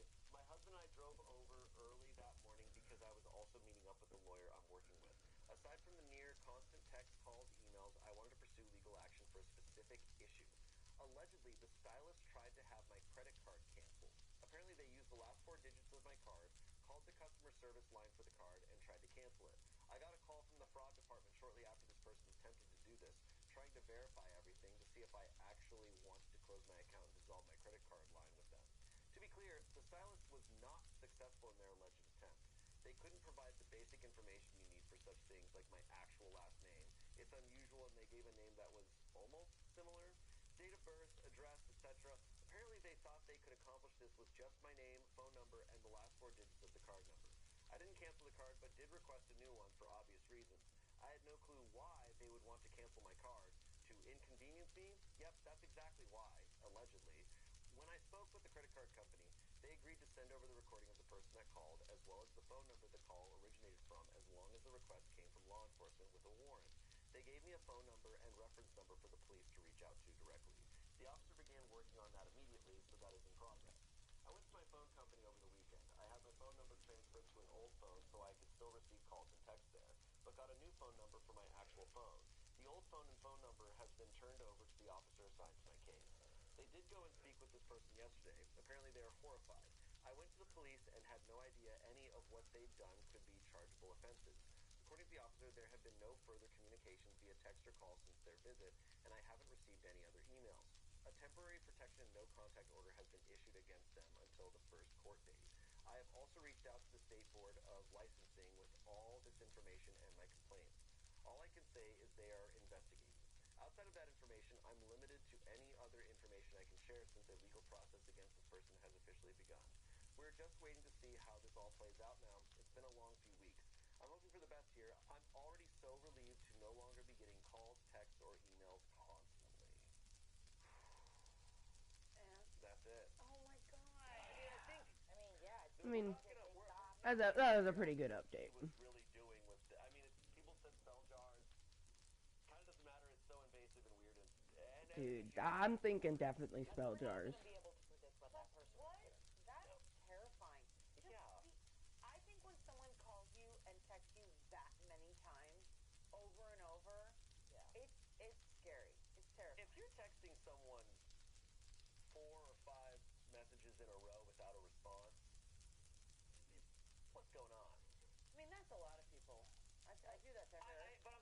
if you're in a fight, like if you're set like, and then like time goes by, and then you send more, and then time goes by and you send more. I And mean, voicemails. you could tell someone's not doing well when it's during sleeping, when they should be sleeping. When they should Yeah, be sleeping. 3 in the morning. Need their brain to rest, and they're not, and they're spinning, and Yeah.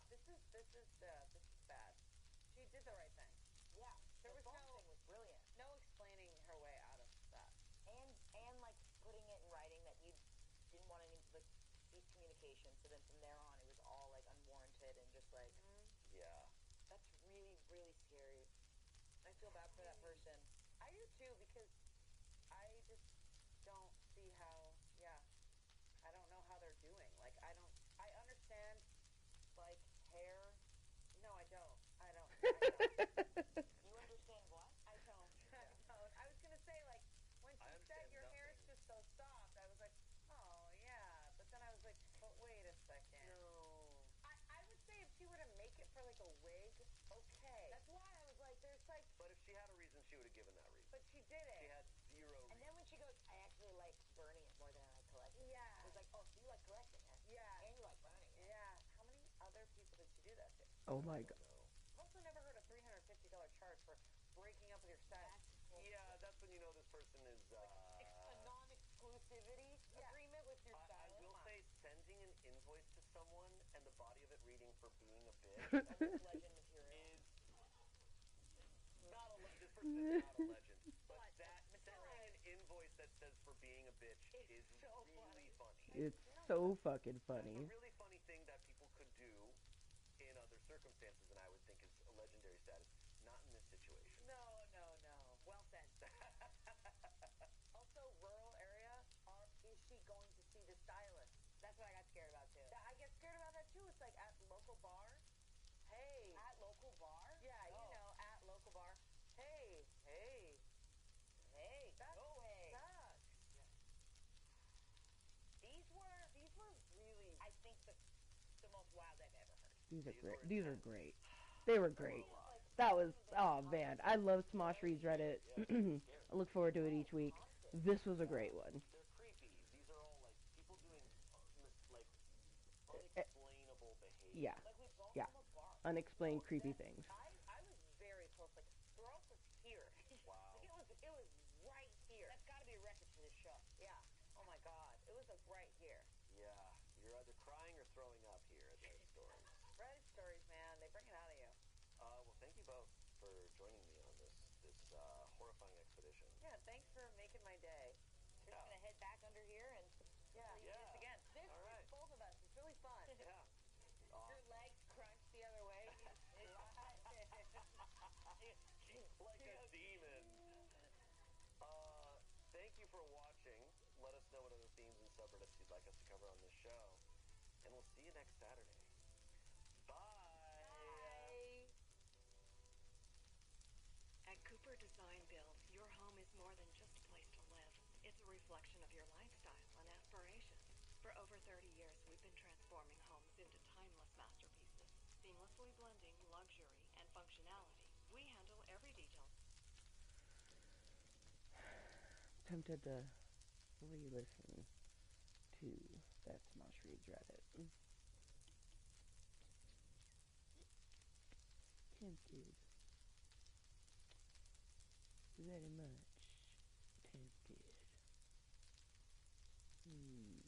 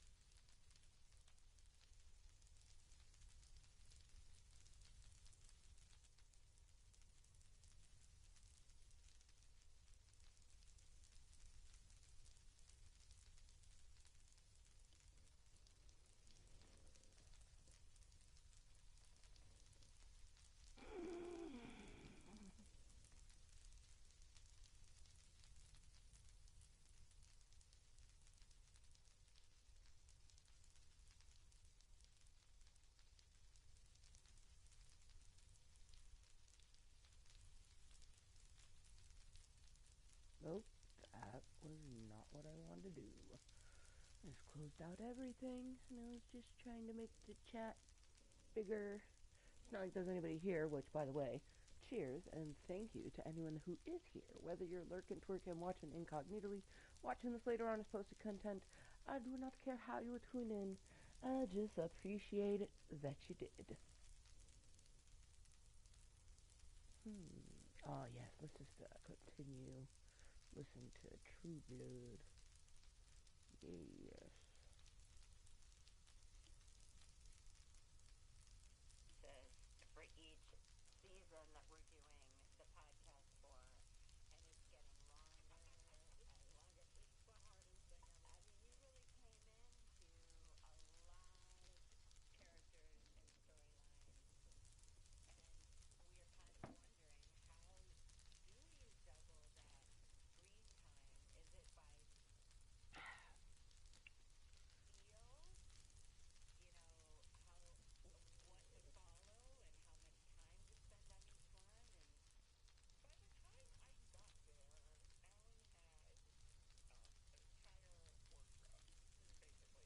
workflow, basically, of how to break the episodes, how the episode.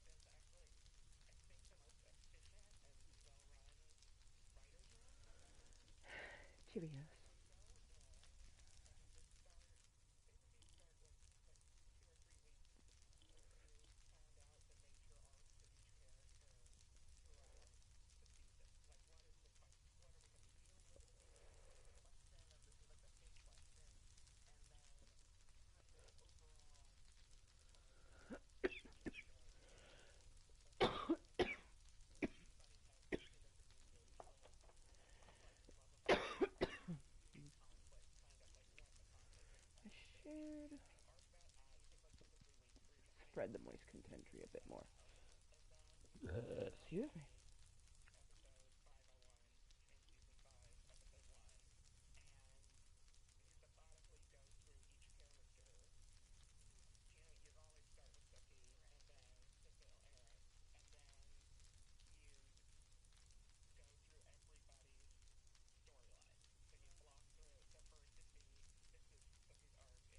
arc, and this is how much she does. Then you'll go overall season arcs. So you'll basically divide it into 8 or the 12. I think it's 12 episodes. Oh, And that's you'll right. go I gotta through put each my one. You're like, okay, so Sookie EF back is on in so I this can episode, in pick episode up 1, my but then we have to make a story of each buddy episode. bye. So you like have to take 12 steps, but within the episode, it has to tell a really Traveler. compelling story. Do you know what I mean?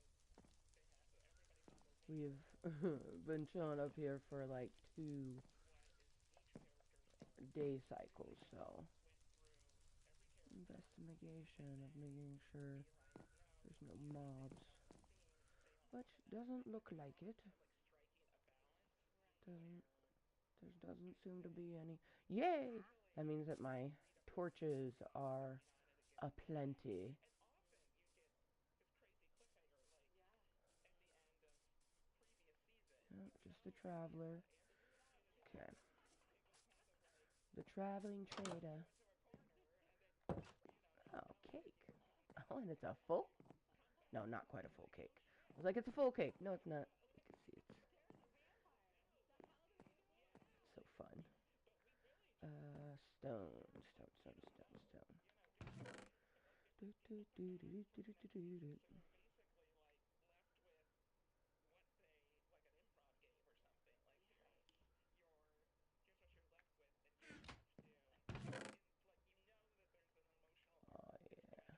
Do you know what I mean? Some stuff We will have build up found to a that good point. amount How is Sookie going to of react to this, iron. and how is do you know what I mean, like Eric? So you kind of start with this, and then some episodes will be, this is the episode we emotionally explore this part.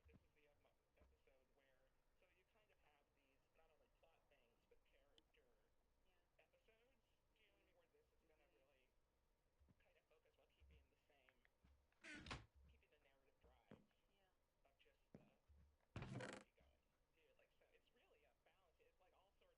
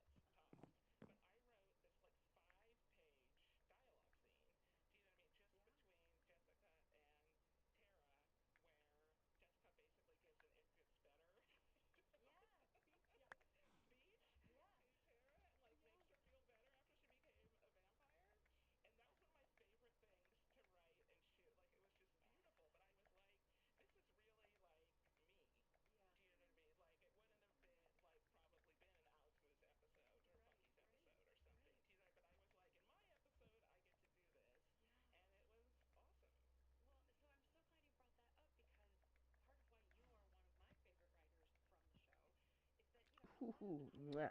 Okay, good, good, good, good, good.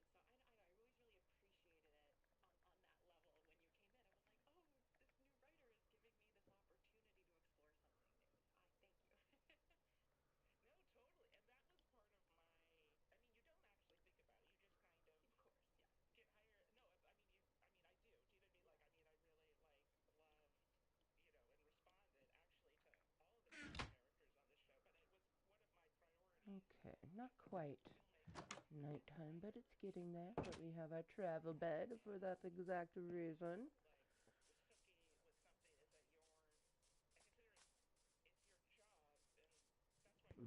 Ah, ha, ha.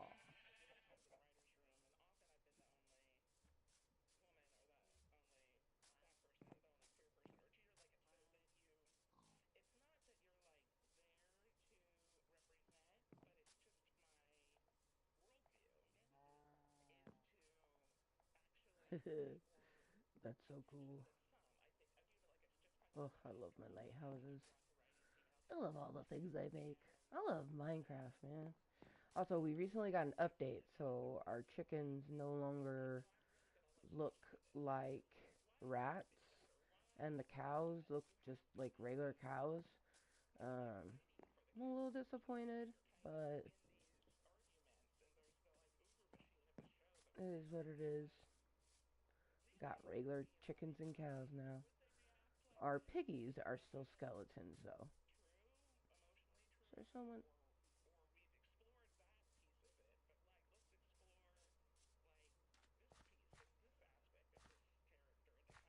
That I heard a bow and arrow.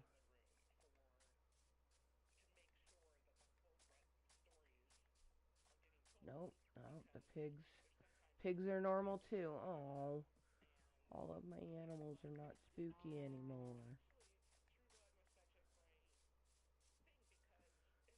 It's kind of saddening.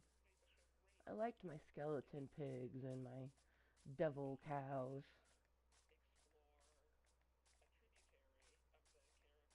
Little rat chickens. Yeah. Oh, I love that you can see the bridge from here now. That means we're getting closer. I did add some to it when I was gaming offline as well, so.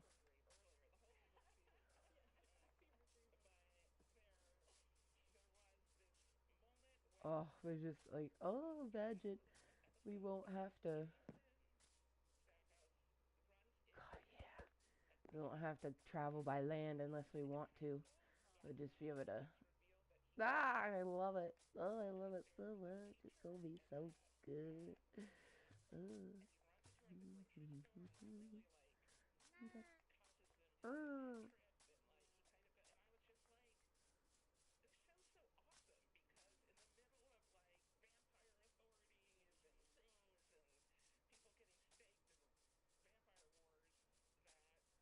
It's kind of awesome that we made it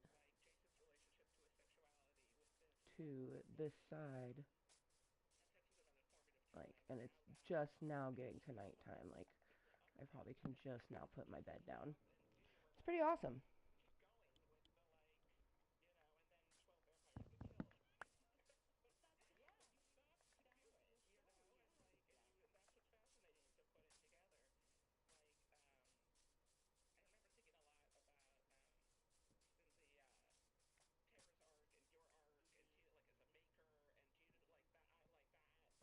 The hell? Is that a pig?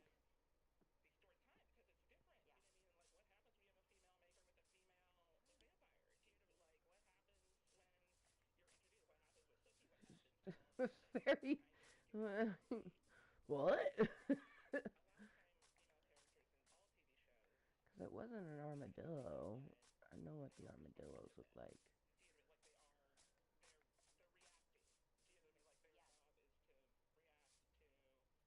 See, that pig. Maybe it's just a different biome type of piggy. I don't even know. Yeah, season 5 really took off in that direction, didn't it, for a lot of the females? And I assume the other characters too, but thinking of it through that lens is because Pam really, she was even released.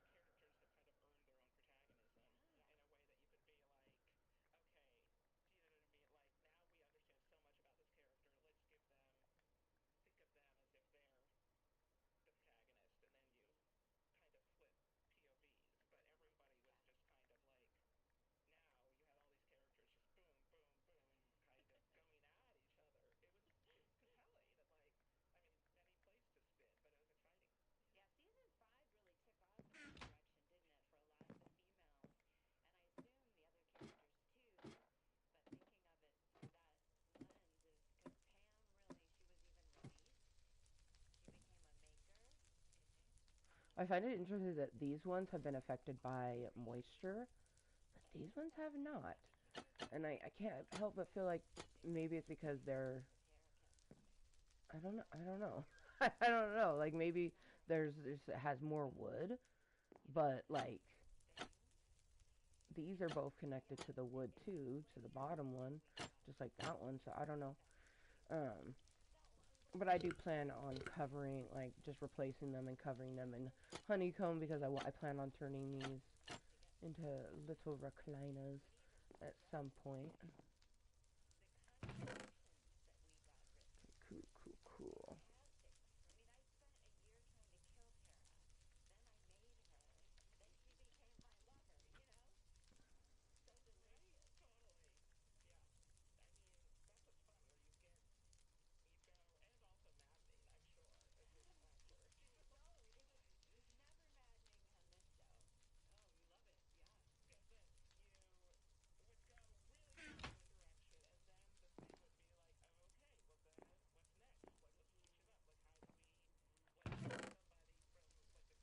your oeuvre as of this point.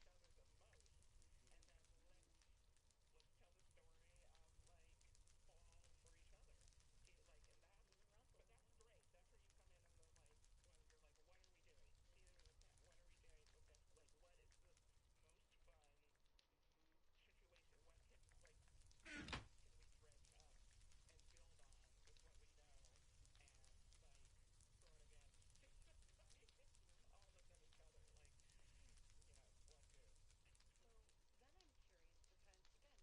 and then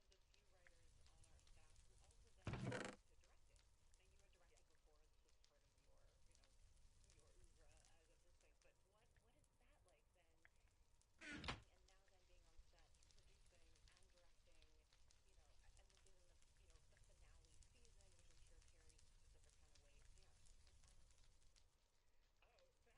the finale season, which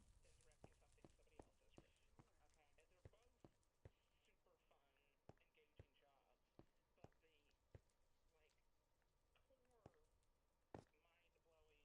specific kind of weight. Yeah, what's that like? Yeah. Sure. Okay. I showed my recliner slash barbecue to Junior, and she was like, "Oh!"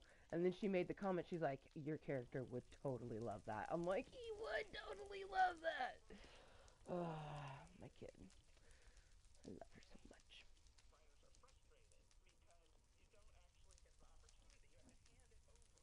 Feels kind of weird. The fact that, and I think I might have her come home earlier because she went to her dad's earlier this week. It feels a little weird having Sunday all the way to myself. And we just had Saturday all to ourselves because she went to her dad's on Friday, where Usually she'd go to her dad's today on Sunday. Uh, but she wanted to spend part of her spring break at her dad's house, which I think is so cute. So she spent the last 3 days of her spring break, Friday, Saturday, and Sunday. She has school tomorrow. Um, or, no, she goes back to school like the second. Either way, she gets to have a portion of spring break with her dad and her Allie mom, so that's lovely. Cheers to anyone that's here with me, whether you're lurking, twerking, watching incognitely, watching it later on as posted content. I appreciate you and your presence here within my Mooiisstt Contentory.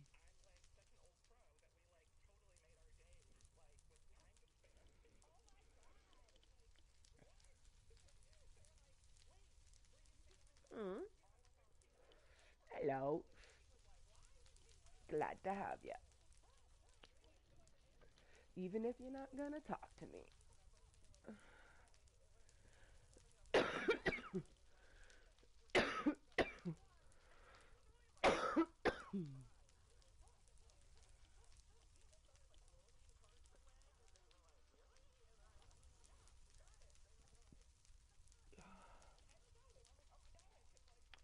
Man, I can't get over how good Alien Romulus is. For one, I instantly knew that it was taking place after the first one, just Alien, made in 1979, because they were coming up. The beginning of the movie starts with them flying. You just see a ship flying, and it pops up, Mother Wayland. It's like, oh, it's all the key points, and then you see a crash, and it's the Nostromo, which we already know. If you have watched the first Alien, that's the ship that Ripley escaped, and she blew the alien into space. Well, Alien Romulus is literally them going and finding it, fucking Wayland, because they just, they have this sick, twisted want to help the xenomorph, and that's so wild to me. So wild. But Alien Romulus is so good.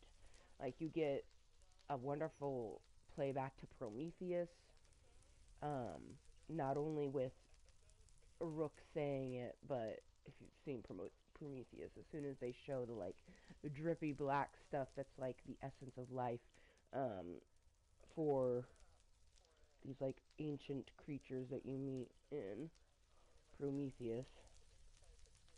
Oh, oh yeah. Fucking movies are wild.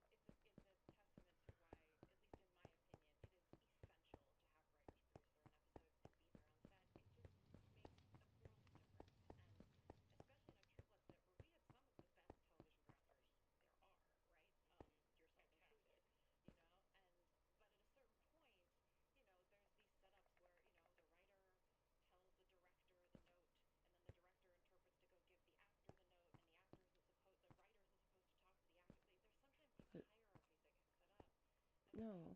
No. No. There's a mess up. Past Amber messed up. Damn. Oh, that's a lot. Oh, man.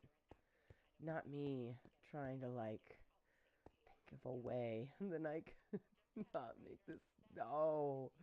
No.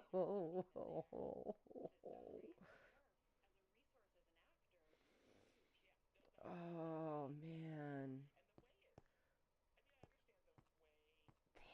And that was like a past happy hour. That wasn't even me working offline. That was like, damn, damn, damn. Ugh.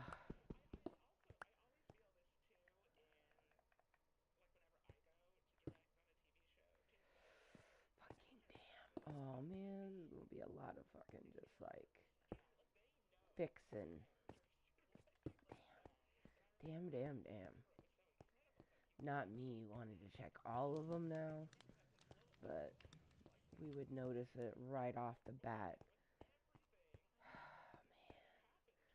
Space, bar, space, torch, space, bar. Damn, that we even usually say it. Oh man, I'm so fucking disappointed. But at least we found it now. Could like I can't even imagine finding it like way later. Oh man. I don't want to imagine. Do not.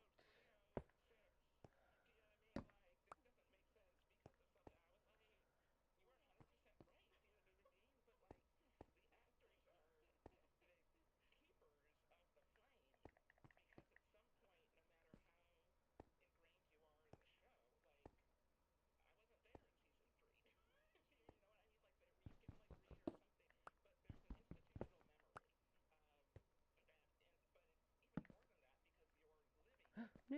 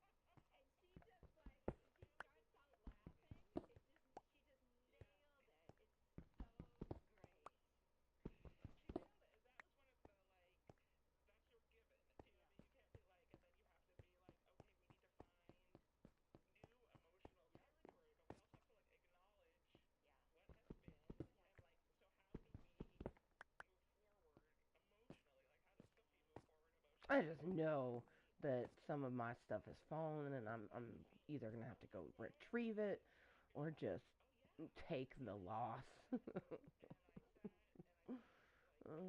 I'm glad that we saw it now, at least. Like,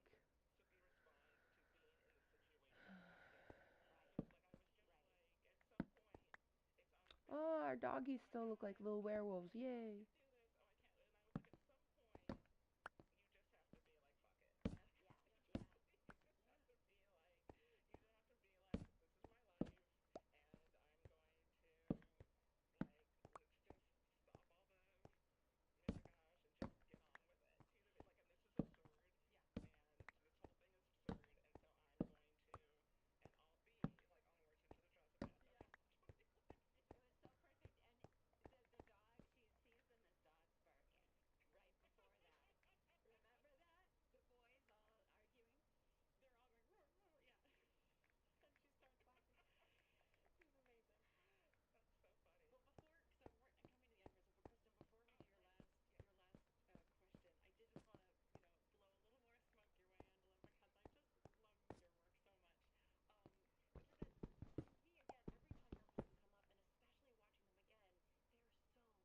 See, like, can't tell me that 13th one didn't just fucking fall. Maybe not. Okay.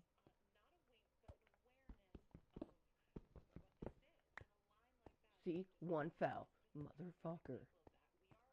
Or it disappeared.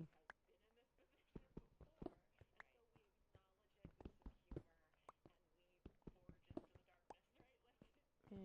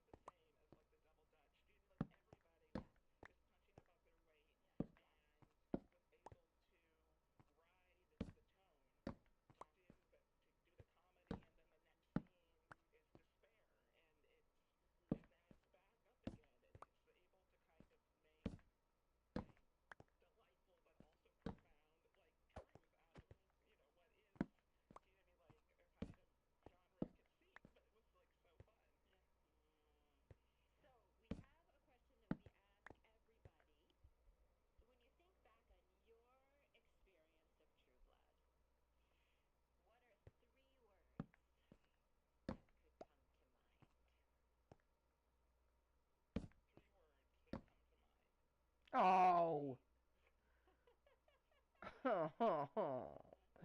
I see it down there. I can see it. Son of a bitch. Just watched it fall, plummet.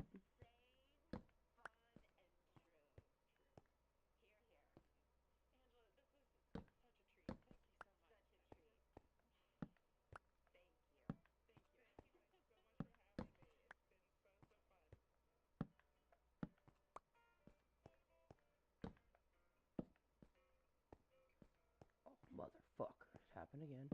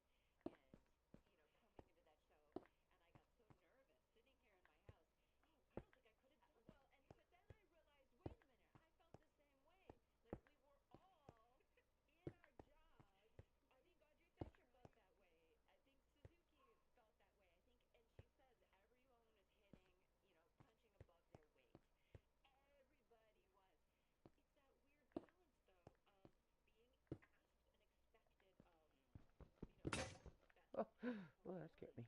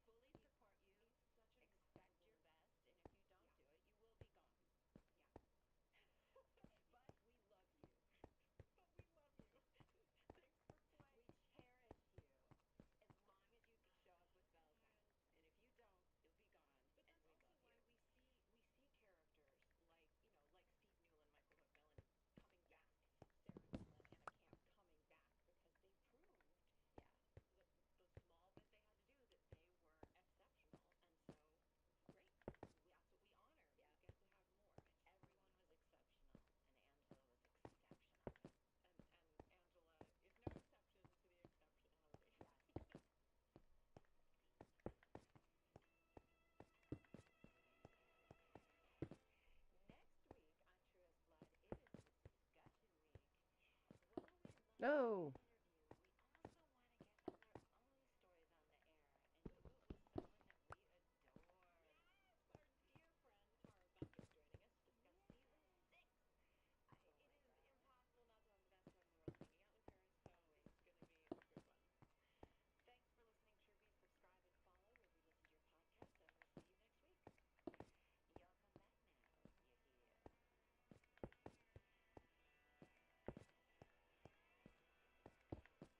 Fucker.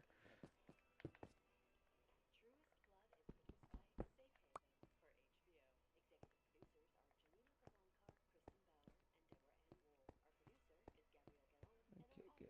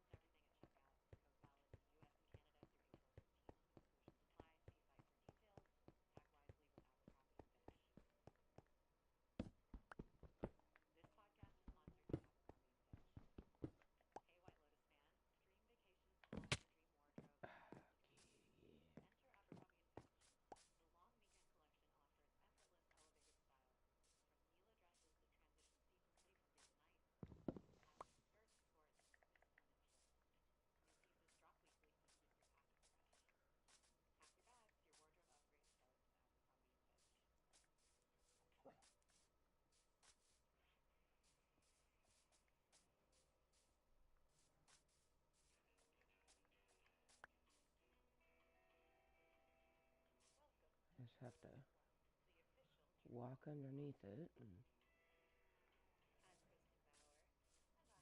luckily everything should be somewhat, will be a little thing floating, so.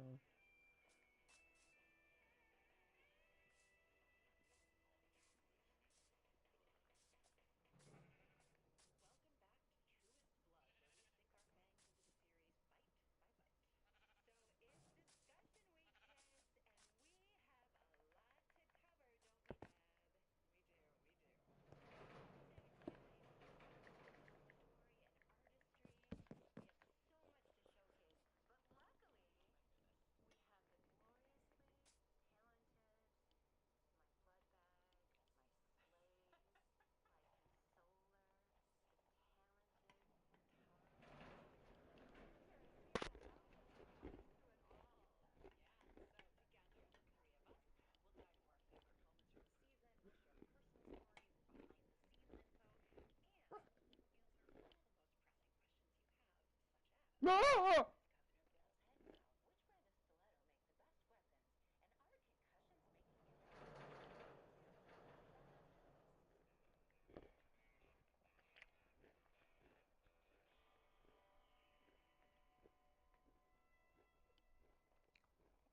I thought I heard a witch, and I turned around to see that fucker. Why is he not moving?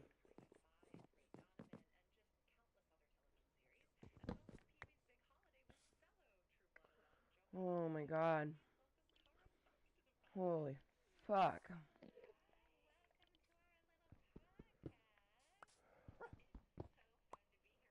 Oh my god, that thoroughly fucking freaked me out. Yeah, bitch, hi. I'll be staying up here, thank you.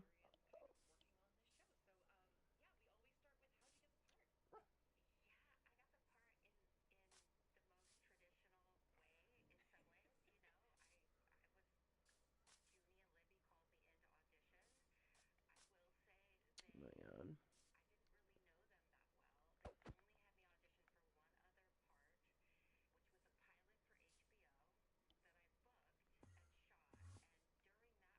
Oh, there's a Slenderman.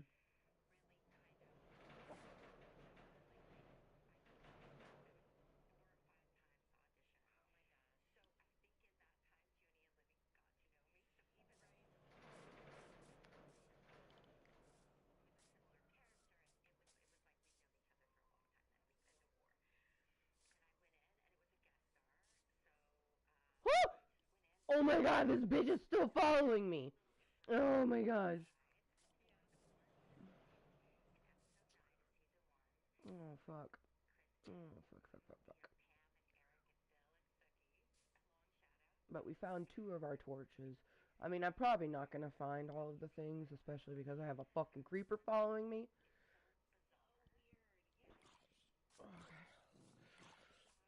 Okay.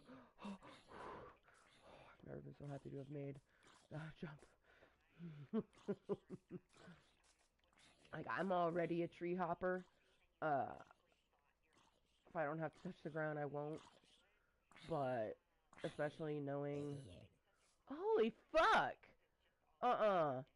He found a way up. That means that the fucking... Oh, that if he... Oh, no. If a zombie found a way up, that means there's a way up. And that means that that creeper could make its way up. You know, that's not my wool and my meat, but I am tempted to pick it up.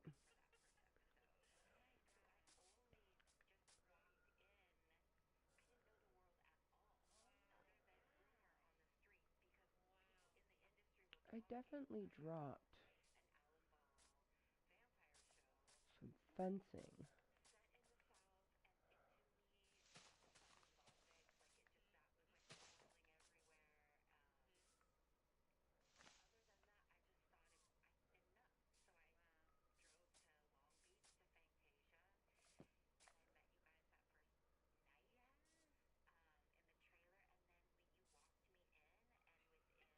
Yeah, I feel like...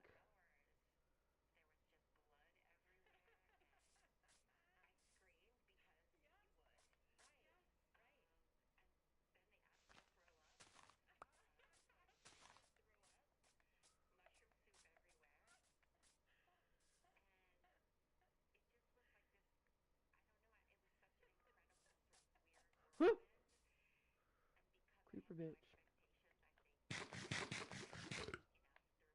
I just realized that I only had 3 fucking hearts.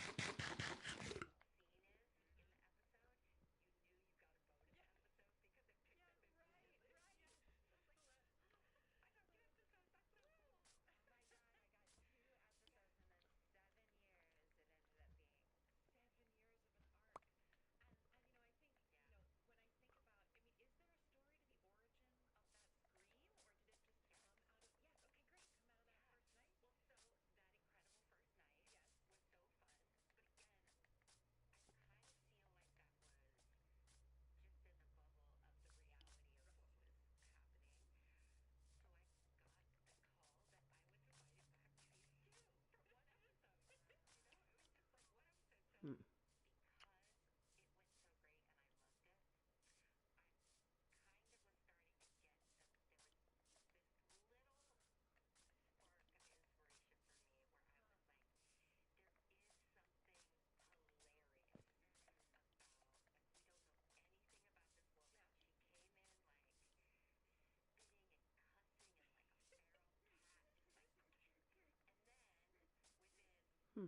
Well,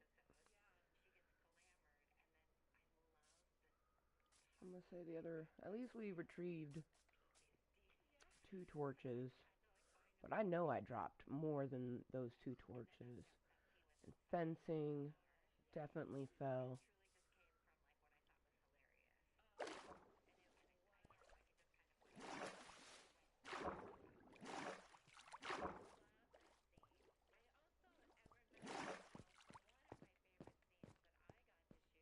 Yeah, I was like, I'm pretty sure I got cake in here.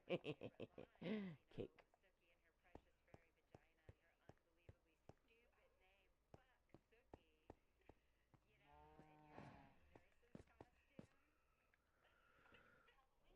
need to turn some lights on.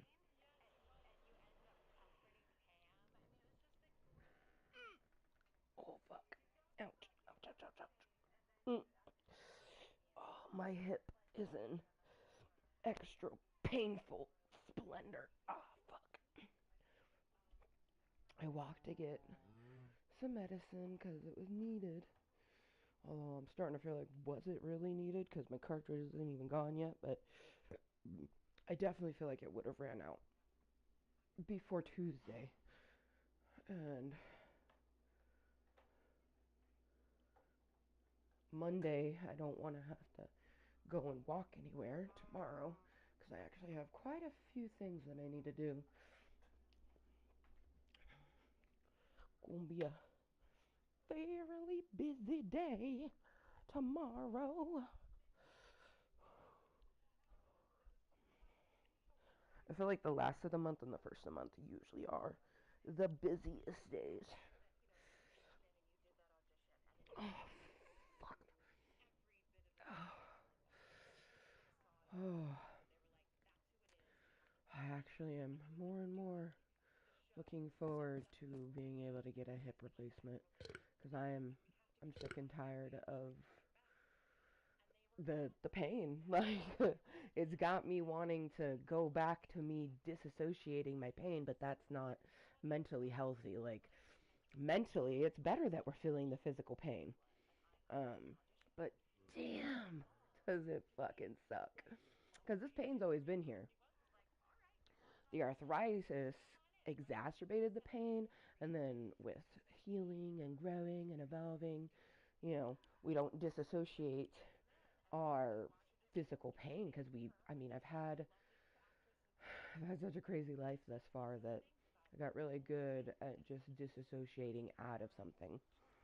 Um, so every time that I feel the pain in my leg, I'm like, ah, yeah, mental growth. But I'm like, god damn, it hurts.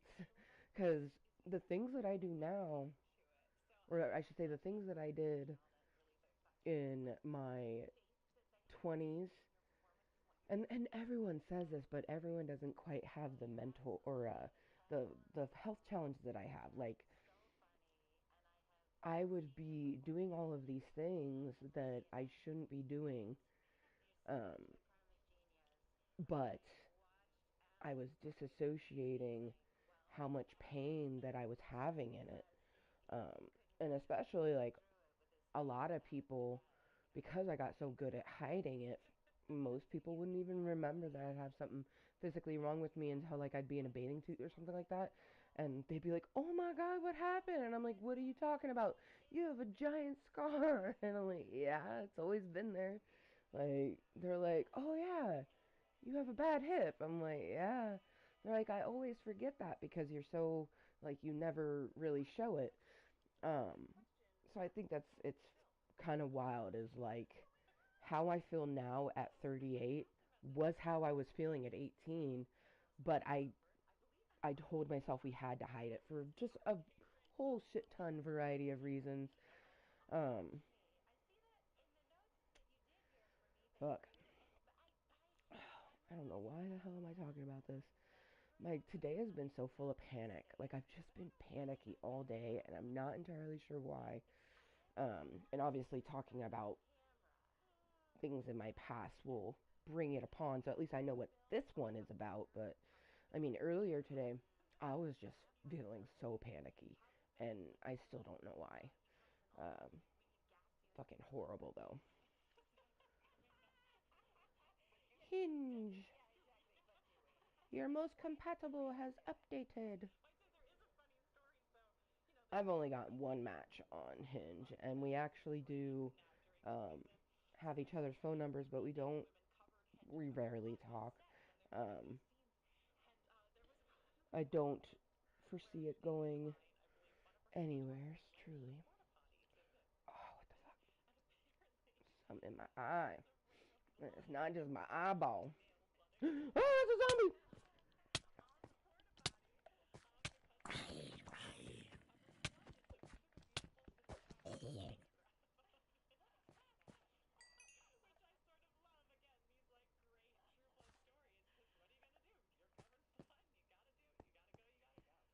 The fuck?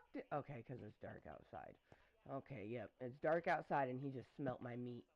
He was like, oh, there's a person down there in that hole. God damn. I'm like, I'm illuminated everywhere. Where the fuck did you spawn from? Ooh, 9 more days and we hit day 400. It's so exciting.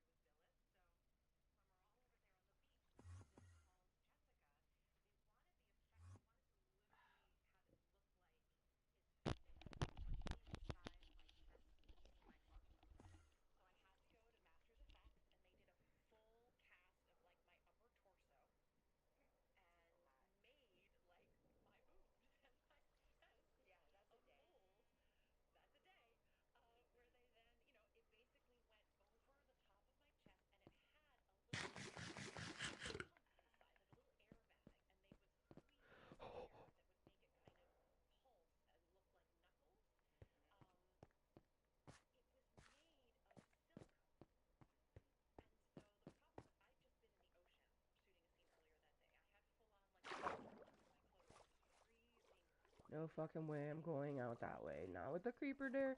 I'm gonna come out here in the water where if it fucking sees me, it's not gonna...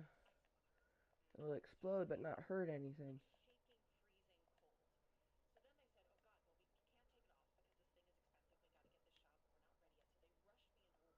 Oh my god. Something is up with my left eye. Gotta be something with it.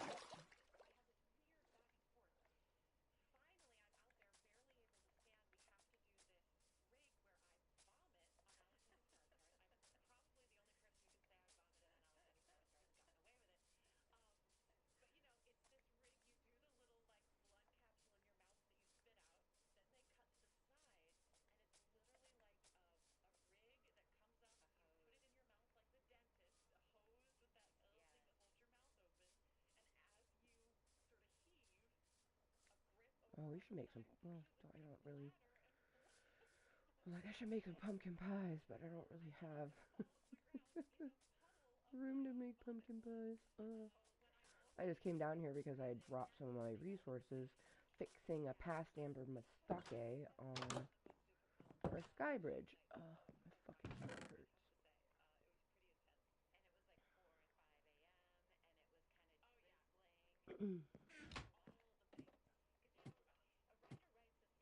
We didn't find all of them because I still only have 62. And I had 64. But that's okay.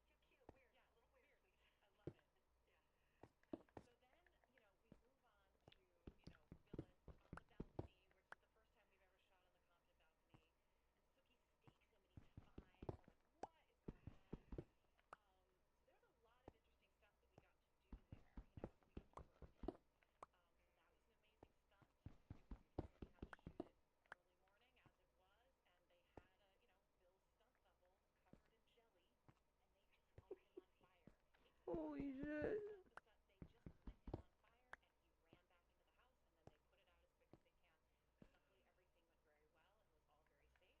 Wow.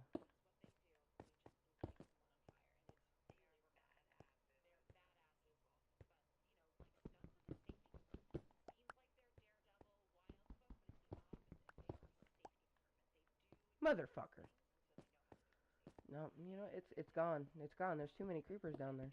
They're hiding in the trees for me. They're waiting. They're like, she's gonna end up dropping these. She's fixing them a stockade. She'll come back and collect them. Like, no, the fuck I won't.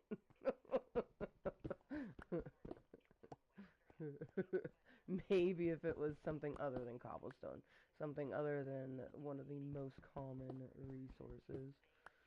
Like, if I was doing granite, oh, best believe I would be going down to try to find and get my resources.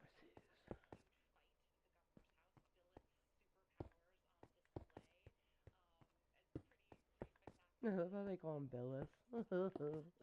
If you've never watched True Blood, it is an amazing fucking series. I have seen it a couple times through. I actually own all but the last season, season 7, on DVD.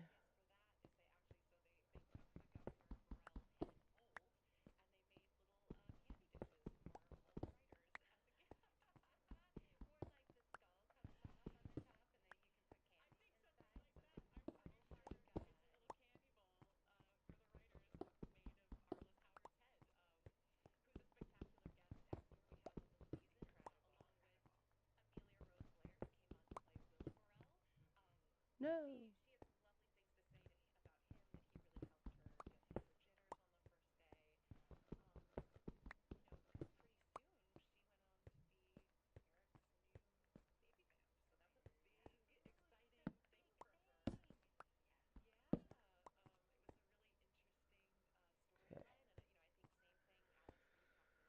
It's only supposed to be one space, not double space, but there was a double space, and I had to fucking. I'm just thankful that it wasn't longer, because it was like back here. It was like roughly here-ish is where the double started, and I had to undouble it. Ugh.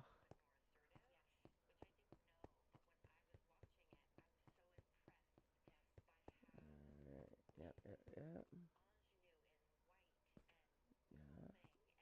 Yep, yep, yep, yep. Yep, yep, yep.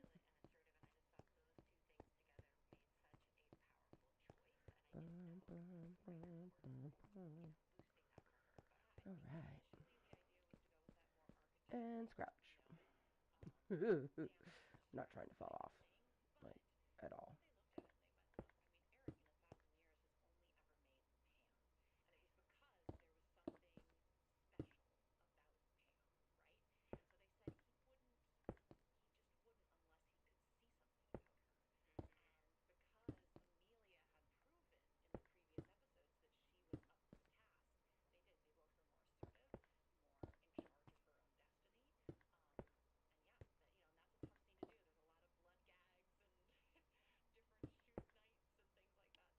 I'm glad that my sheep still look like mummies. I'm like hyper focused on the animals, but it seems that it's just pigs, cows, and chickens that got a update that is affecting my spooky texture pack from actually making them look spooky. They just look normal. So I'm just like looking at every animal that I possibly get a chance. I'm like, are you spooky or normal? Ooh, I didn't have. It's not like anyone's chatting. We just got some lurkers, which definitely got my anxiety heightened because I sent the meeting to a few people. And only like if either of the people that I sent the meeting to, either my friend Jesse or my mother, so JP and JV, I'd be pretty disappointed.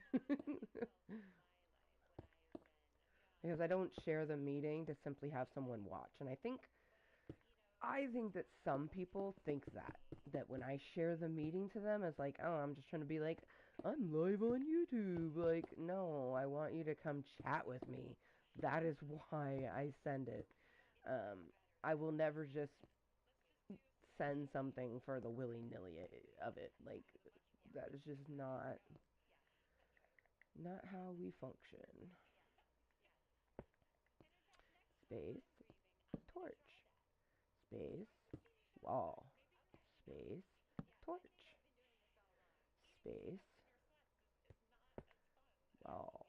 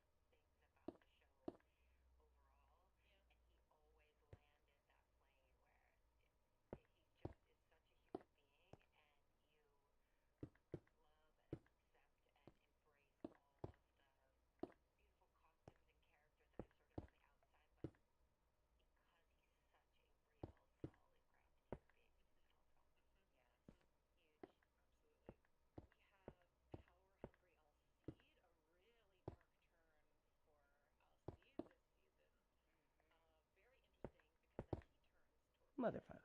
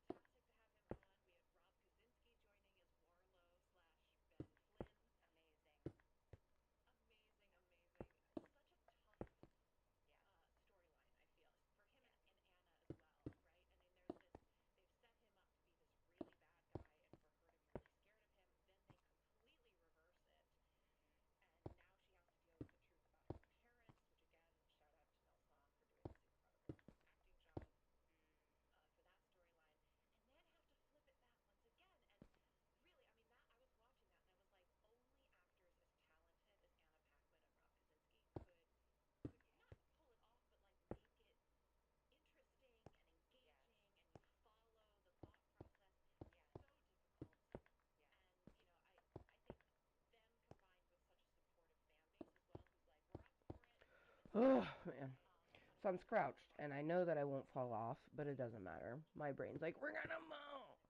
That's what it is to have general anxiety. It's irrational fear of something happening, even though it's impossible that it could. And then I'm afraid of heights, so it affects me, and especially on a day to day where, like, my body has just been full of fucking panic all goddamn day. Actually, it's about that time. It's 8. I could take some more anxiety medicine, and I think I will. And she has one of those faces that I can look at Cause I forever. don't want to take a panic pill. Incredible face to look at.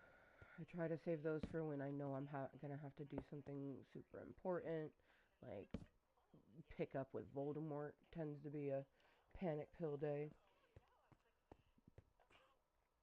but I'm not doing anything crazy. I'm literally playing Minecraft and hanging out by just me, myself, and I with my chinchilla in the background doing things in her home, and I got a podcast on. Like, you know what I mean? Like, seemingly I should not be having any anxiety or panic, but ha ha ha ha. Yeah, that's what it. This is what it is to be diagnosed with those particular mental health challenges.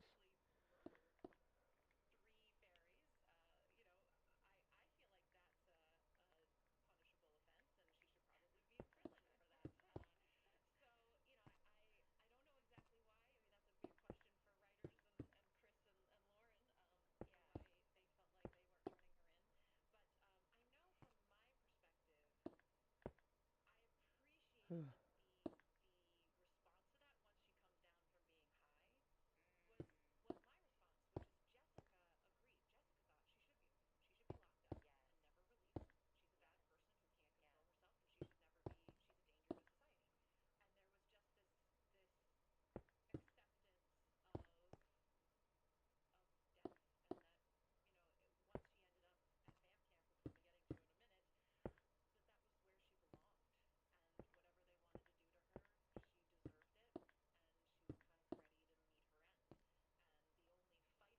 don't know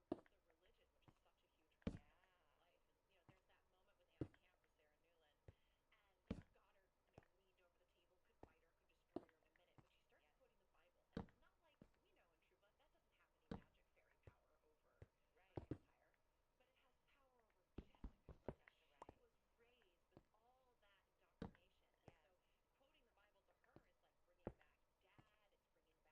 mean, that's a big question for writers and Chris and Lauren, why they felt like they weren't turning her in. But I know from my perspective, I appreciate the response to that once she comes down from being high was my response, which is Jessica agreed. Jessica thought she should be locked up and never released. She's a bad person who can't control herself, and she should never be.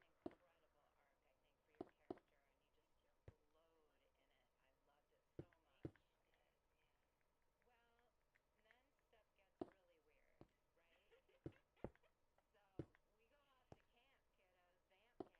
that was where she belonged. And whatever they wanted to do to her, she deserved it, and she was kind of ready to meet her end. And the only fighting she was doing was to save the other people that she cared about there. I love your arc in that whole thing, from losing control, the extraordinary remorse, going to Jason and saying maybe dad is the devil. Oh my God, what if he's, and then Well, I going love to, bringing back the religion, which is such a huge part of Jessica's life. And there's that moment with Anna Camp with Sarah Newland, and Goddard, leaned over the table, could bite her, could destroy her in a minute. But she starts quoting the Bible, and it's not like we know in True Blood that doesn't have any magic fairy power over the vampire, but it has power over Jessica because she was raised with all that indoctrination, and so quoting the Bible to her is like bringing back dad. It's bringing back trauma. So it actually kind of works momentarily until she kind of can get over it. But I love that. I love asking Jason, like, what did you love about me, right? And she goes, did you ever love me? He says, I know, yeah. I love She said, that scene. why? The question is why? And I was like, oh my God, how low do you have to be, and yet also high, Right? to feel like you have to ask someone that question? Yeah, that's an incredible arc, I think, for your character, and you just glowed in it. I loved it so much. Well, then stuff gets really weird, right? So we go off to camp, kiddos, vamp camp. Let's go to vamp camp here. Boy, oh boy. Well, first of all, Ginger gets a house. Oh, wait a minute. Yes. You go to Ginger's house. I was so excited. All the vampire crew, all my buddies, Yes. come and take shelter at Sleepover. my place. That was so fun. It's so great. I mean, this Pure obsession that you have with Eric. yes. It's so wonderful how that just continually plays out. And are you telling me we're not fucking? And Eric, sadly, Ginger, not today, no, but I promise Not you, today, no. we will. Which is amazing. Because now we're all waiting. Like, now we're like, it's in our Yes. diaries. This is Yeah, going to he happen. said it. Yeah, He he said said it. it. He's gone. So, was it everything you dreamt of? Like, when you walked into the It was set. more. Oh, It was like Ginger Disneyland. I remember Chris and Ginger I Disneyland, I love it. scurrying around the set yes. and in the kitchen, which we never even see on But they made a every kitchen. floor. Yes, a full kitchen. Yes. A cupboard filled with ginger salt and pepper shakers. Yes. All magnets all over the refrigerator. There were vampire pillows. Oh, A whole closet filled with ginger clothes. yes. A whole section that was just pink, which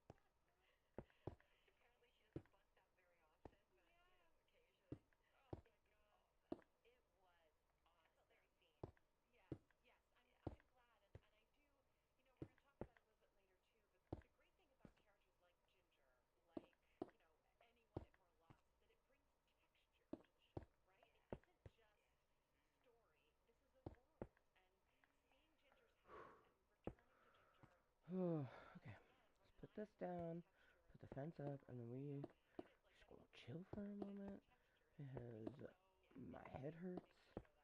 And even though I'm scrouched, I am convinced I'm gonna fall off this goddamn fucking thing. And this is like, if you've watched any of my meetings where I do something that's high up, this is a very common reoccurring thing.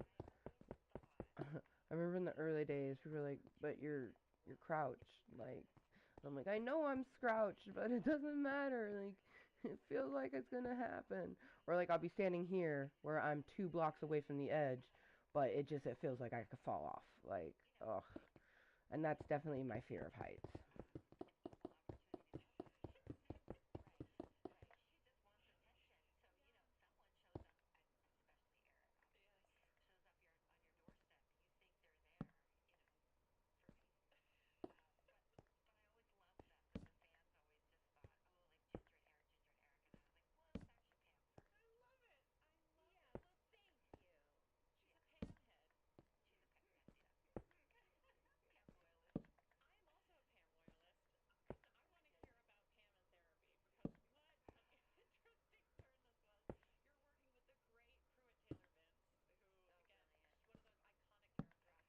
Oh, nope, nope, nope, nope. Oh, damn it. Did we just lose a torch? Oh, fuck. Damn it, and that's a tree, meaning it won't let me put my bed down. Yeah, shit. Okay, I'm gonna risk it. Okay. Yeah, I didn't die. Maybe we didn't drop a torch. Maybe I was just tripping. Must have been tripping, because I don't see no torch down here. Yeah. Okay, so maybe sometimes I thought it fell down and it didn't really. That could be a huge possibility. Possibility. Because I'm not seeing no torch on the ground.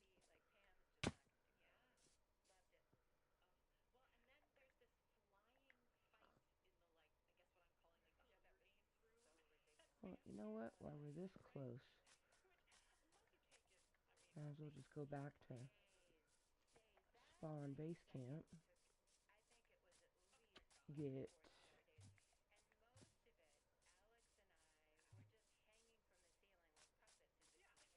more resources.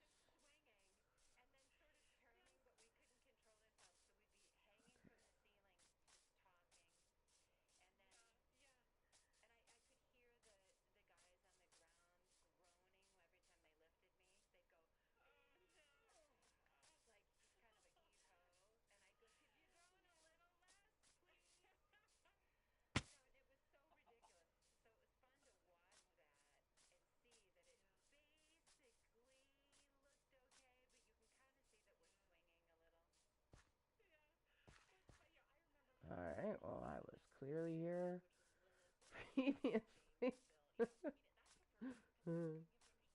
Oh, yep, I see a tree right there.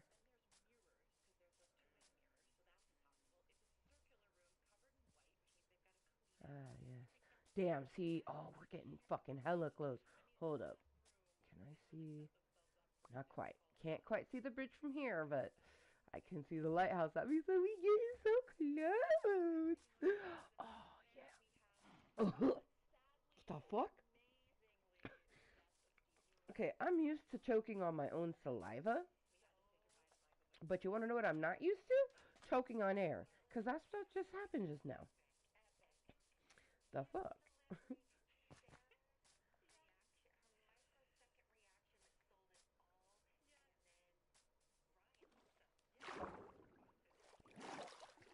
819, motherfucker. If you are 420 friendly and actually partake in the 420 friendliness, Cheerios. Here in just a momento. 819. About to be 820. Which means it's 420 somewhere. Yeah, it's 8:20 p.m. if you're curious, because when you just say it's 8:20, it could be 8:20 a.m., but not. Woohoo!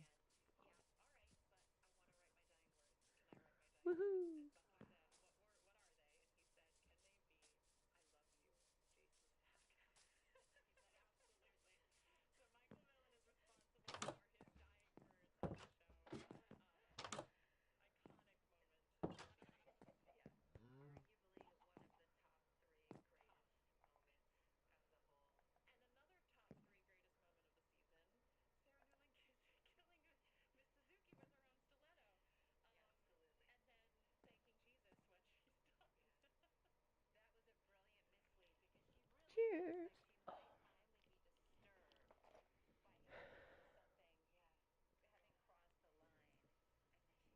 finally be disturbed by having something, yeah, having crossed the line. And yeah, it's so wonderful. We know, she had a lot of stunt work in that, and Anna Camp had a bad fall, ended up having to go to the ER in full Sarah Newland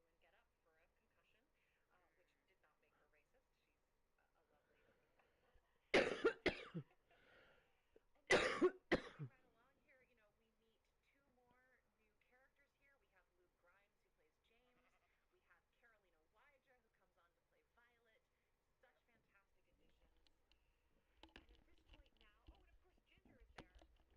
which did not make her racist. She's a lovely, lovely woman. And moving right along here, we meet two more new characters here. We have Luke Grimes, who plays James. We have Carolina Wyja, who comes on to play Violet. Such fantastic additions. And at this point now, oh, and of course Ginger is there. Ginger and Jason are the humans at band camp. You're the only surviving humans at the end of this episode. He does. You're to set us on a trajectory towards our final moment. Towards your moment of true love. Meanwhile, though, back in Bangkok, we're having all this fun at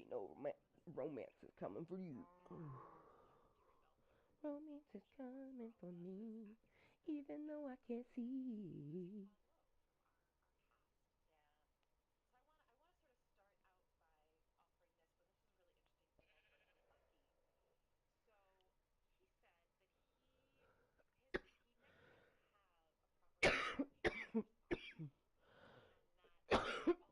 but this was really interesting email from Lucky.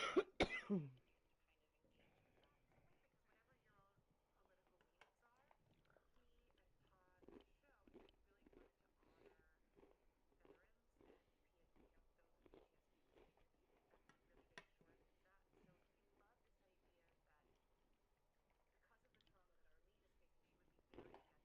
it was important for him to kind of engage with that in a way, because whatever your own political leanings are, he and Todd and the show, I think, really wanted to honor veterans and those with PTSD related. That's a really big short of that. And so he loved this idea that because of the trauma that our lead is facing, she would be very against having someone absolute and this kind of military penal regime and let it actually sink with her and have a moment where she's like, this is actually kind of nice and commemorative, and there is something about this honor that is meaningful and is reflective of love. So it was interesting to kind of really play all sides of that, and yeah, just hear him talk about it. Yeah, and what an unbelievable storyline to cut to from the wildness of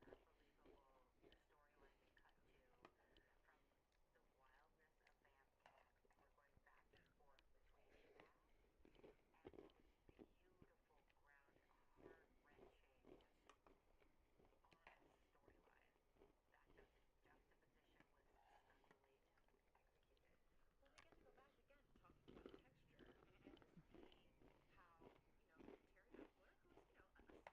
old season 1 get-ups, and that was really fun. And, the birthing of their baby, which, by the way, Carrie Preston would like everyone to know that is not her boob that you see. I'm so confused by it because that was a lovely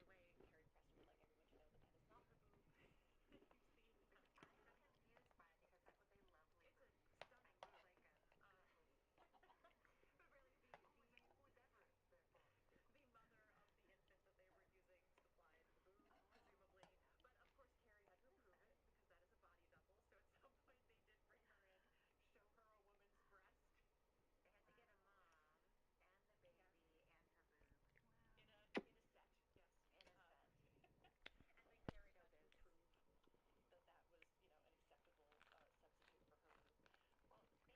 that was, an acceptable substitute for her boob.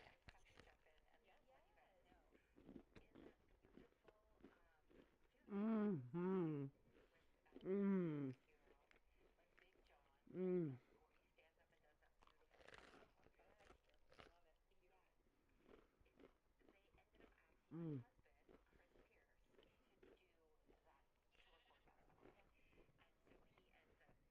to record that song. Yeah. And so he ends up singing that whole song, and of course they do The kind crunch of of the outside chili cheese support, Fritos with the especially lettuce. Mike Callum, our Fuck producer, yeah. and Mike Dudley, our Lucas, he had to sync with John's performance. Yep. Okay. And yet it's this very difficult Mm. Mm. Aboriginal Mm. song that has all this Oh my incredible goodness. Yum. emotion and weight, and I Motherfucking can remember yum. Chris thinking that it was a challenging song, but Mm. most accepted. It was like the best Mm. he had Mm. ever Mm. put together. Mm. Well, Mm. it's Mm. so Mm. beautiful. And when I was watching that, last night, Oh, it is nighttime.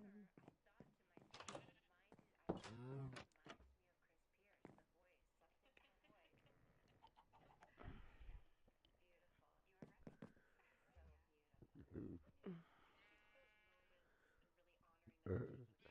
me.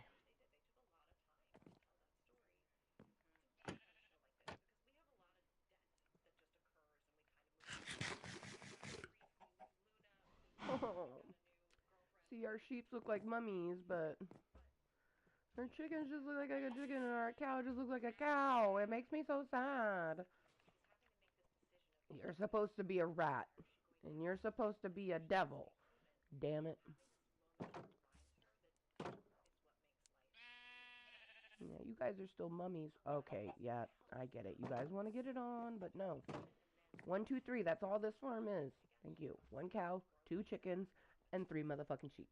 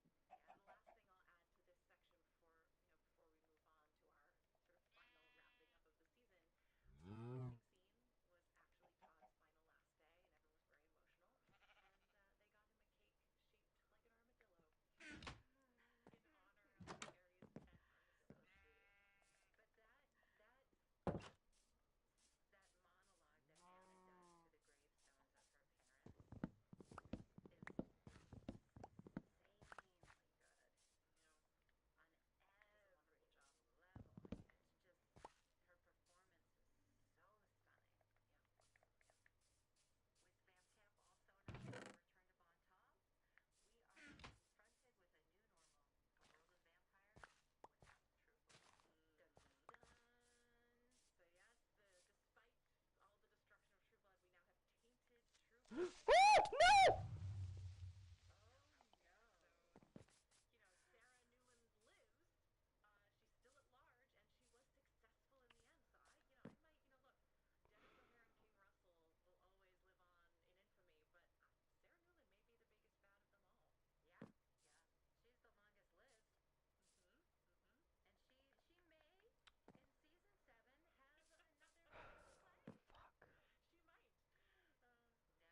You know, at least it didn't. It could have been worse. Like it didn't end up exploding any of our lighthouse, which is cool. You know, we just gotta repair that hole there. God damn, that was intense. Okay, okay. Fucking, he came out of nowhere too. God damn it. Oh my fucking god. Damn. Damn.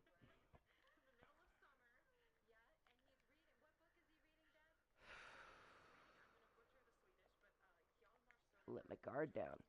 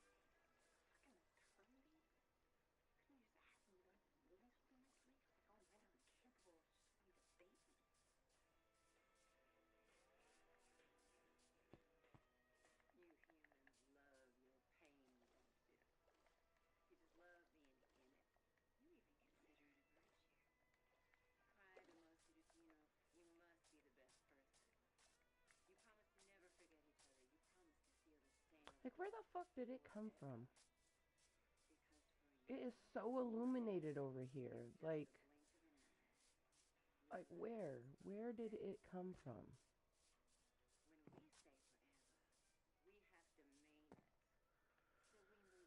Damn.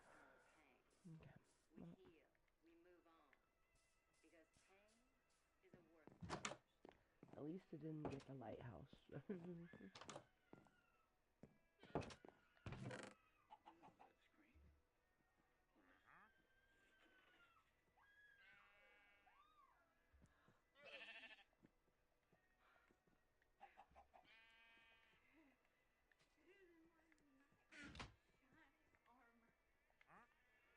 Oh, chicken, you scared me.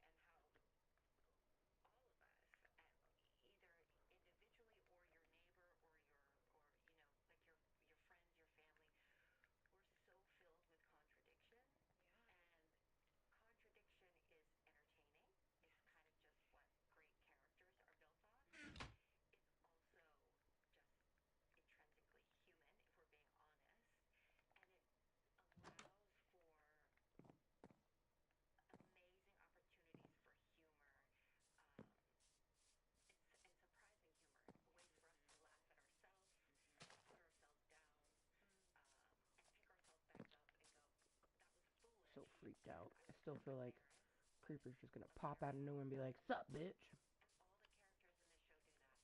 I'm here to fuck your day up."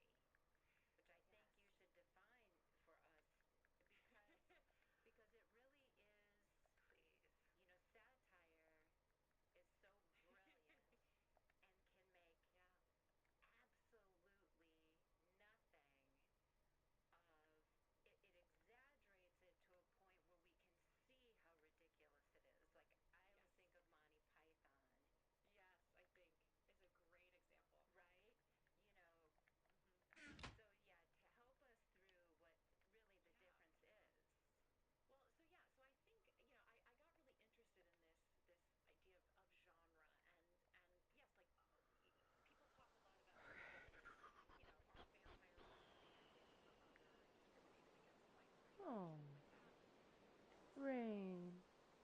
How lovely. You know what? We're gonna go to the top of the lighthouse.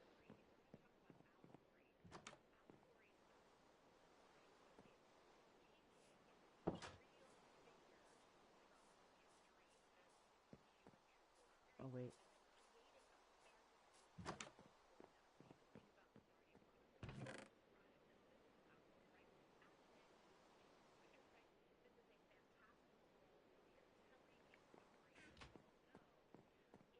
Let's fill in that area over there. I still would like to know where that fucking creeper came from, though.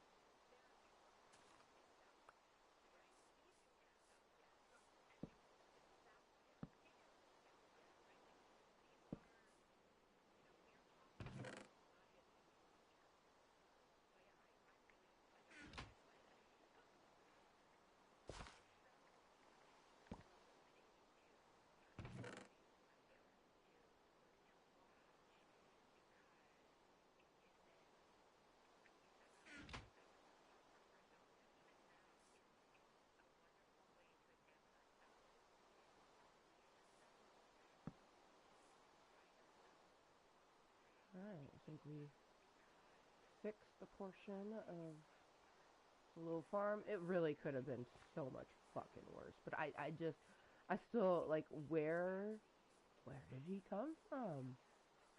Like, this makes no sense to me. Like, where did it come from? My farm and area, like, clearly we need to put some more torches over there because I don't know where the fuck he came from, but he came. He saw. He exploded. And I got scared and pressed that button and was literally just, like, in that position watching him explode. And I'm just like, oh, man. But we lucked out. It, you know, really could have been so much worse.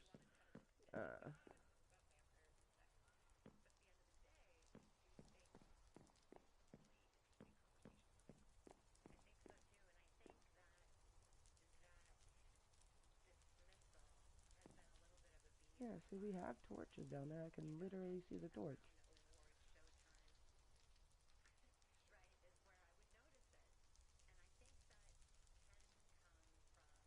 Whatever. We'll eventually fill it in, and all will be good.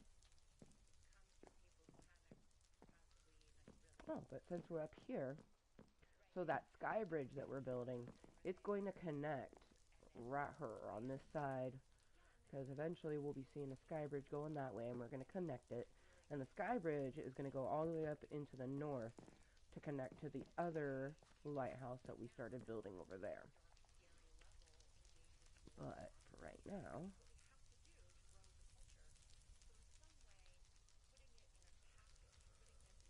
that's it. We're going to chill.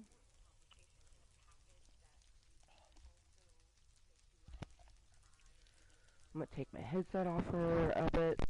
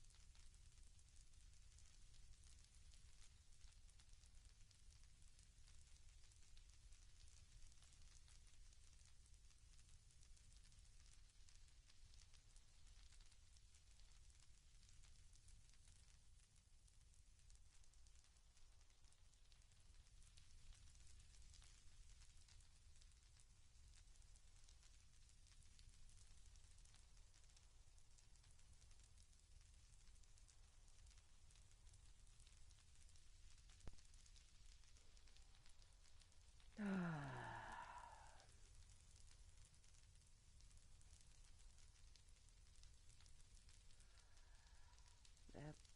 So our PlayStation camera microphone is not working. Very fucking disappointed in that.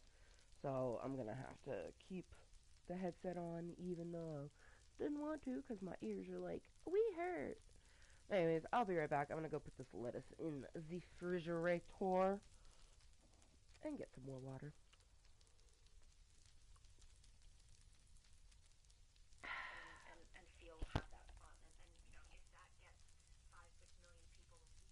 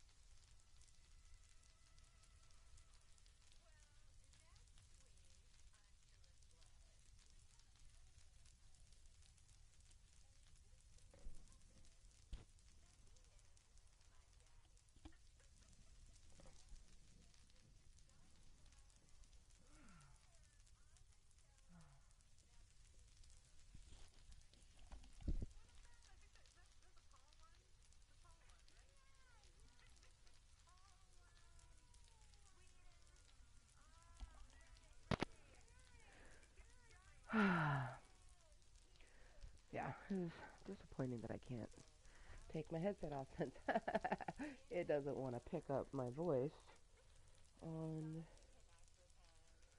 the PlayStation microphone, but that's okay.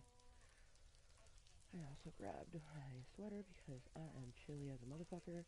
But cheers to anyone that's here with me, whether you're lurking, twerking, watching incognitely, this person knows, or you're watching it later on as posted content. I appreciate you and your presence here within my Mooiisstt Contentory. The rain with the fire, little peeping of the face. Podcast, yeah, it's good. Nice and full, and I have some sweet deliciousness. So I had found this Mike and Ike Mega Mix. Never seen it before. It's got 10 flavors, and the flavors are all delicious. There's a lot of like something in banana. There's like quite a few of those ones. Strawberry banana, pineapple banana, kiwi banana. But then you also have Caribbean punch, paradise punch, blue raspberry, peach berry, watermelon, mango delight, and grape soda. So, might nibble on these. But I also have some Harry Potter gummies that I plan on eating later on after this meeting, because I have been watching the Harry Potter movies, starting with, of course, the first one, and I own not only a TV with a VH player in it, and it works, but I have the first 3 VHSs of Harry Potter, and actually the only VHSs, because when Harry Potter and the Goblet of Fire, the 4th one, came out, that was the first one that came out on DVD. They were no longer producing VHSs at that time. They still sold them, but they were not producing them anymore. So you can only have year 1, 2, and 3 on VHS. The year 4 does not exist, which is kind of cool.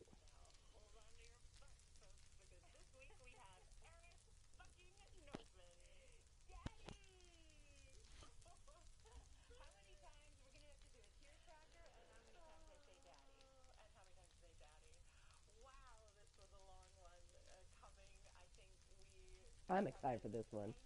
Alexander Skarsgård.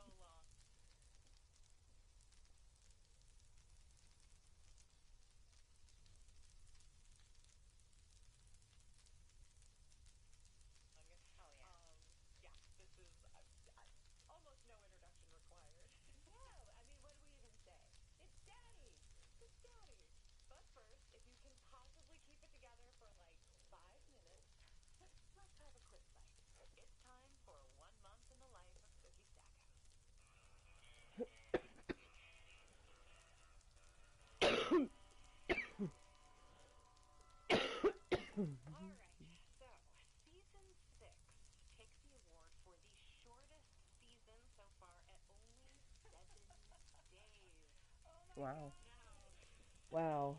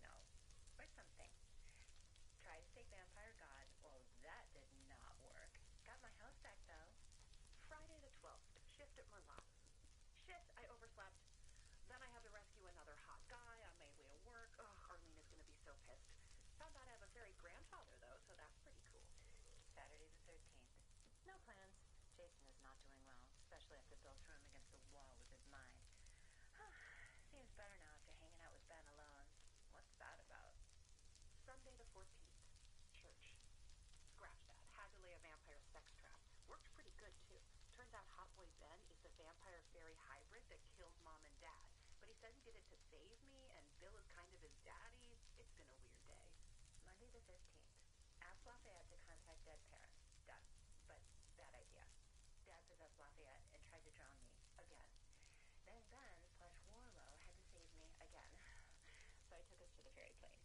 Since Ben was telling the truth and he is super hot, I decided to sleep with him. I mean, it has been like 3 weeks since Mama got some. Tuesday the 16th. No plans. Found It out has been Harry like died. 3 weeks Arlene since is all Mama got broken up. some. It's awful. Damn. Bill says he needs Warlow's blood to save vampire kind, and Warlow wants to make me his I vampire haven't had bride. Snoo Doesn't sound in too a bad really when long there's so time. much stress around. Wednesday the 17th. I mean, sometimes I miss it, but Warlow's blood. Fucking when I detached think that about goddamn vampires. Eric took it all, so the deal is off. like Luckily, physical Warlow will intimacy make with it, but he someone, still wants us to end having the sex deal. is so And I far don't from my keep my brain. promises. Thursday's I just the want to 18th. hold Harry's hands, funeral. game with Beautiful someone. service. Arlene seems pleased. It's easy to forget how meaningful life and death can be. Also, I guess vampires can daywalk now? Become Warlow's vampire bride. And scratch that too. Nothing is going to plan this week. I simply told him I wanted to date a little first, and he got all murdery on me. We only met 6 days ago, after all. Anyway, I escaped, and after 2,500 years on Earth, who could have guessed 2010 would be Warlow's last? And now, free from any immediate threat, we have a 6-month time jump to the end of season 6. Yes, it won't last long. And we begin season 7 in the balmy mid-May of 2011.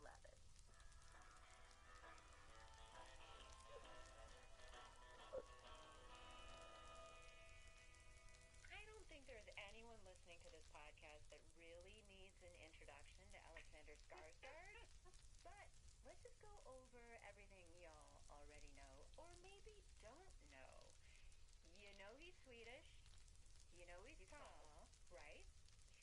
He is the firstborn of 8 children of actor Stellan Skarsgård, who is pretty much in every movie and every movie franchise that has ever been made. Alex started acting when he was just 7 years old in a Swedish production. At age 13, he had the lead role in a Swedish television production, The Dog That Smiles. But then it seemed like he took a break from acting because when he was a little older, he went on to serve in the Swedish Navy. Finally, coming back to the screen in a hilarious first role in Zoolander. If you can all remember that very memorable scene where they have a water fight with the gasoline pumps at the gas station. He was then in the HBO miniseries Generation Kill, which led to his becoming Eric Northman. During and after True Blood. Well, there's so many things. The list just goes on.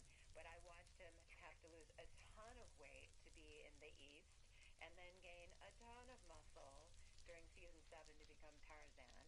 He had starred in The Hummingbird Project, The Little Drummer Girl, and The Northman.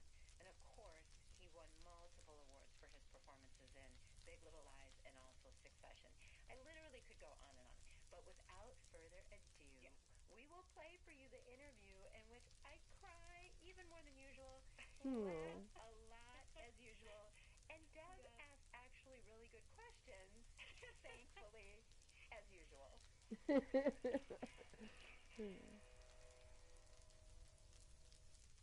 Okay, who's crying?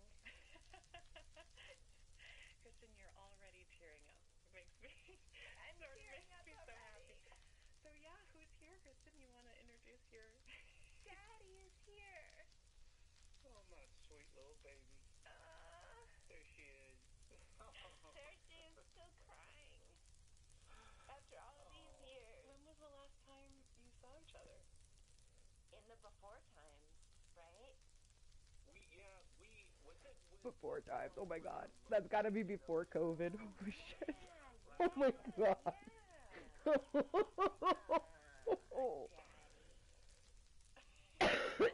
So maybe 3-4 years ago? 3-4 years ago? And then Alex, I think for you and me, even longer. Could be, Oh, Deb. could be the show, as far as I can remember. Has it been?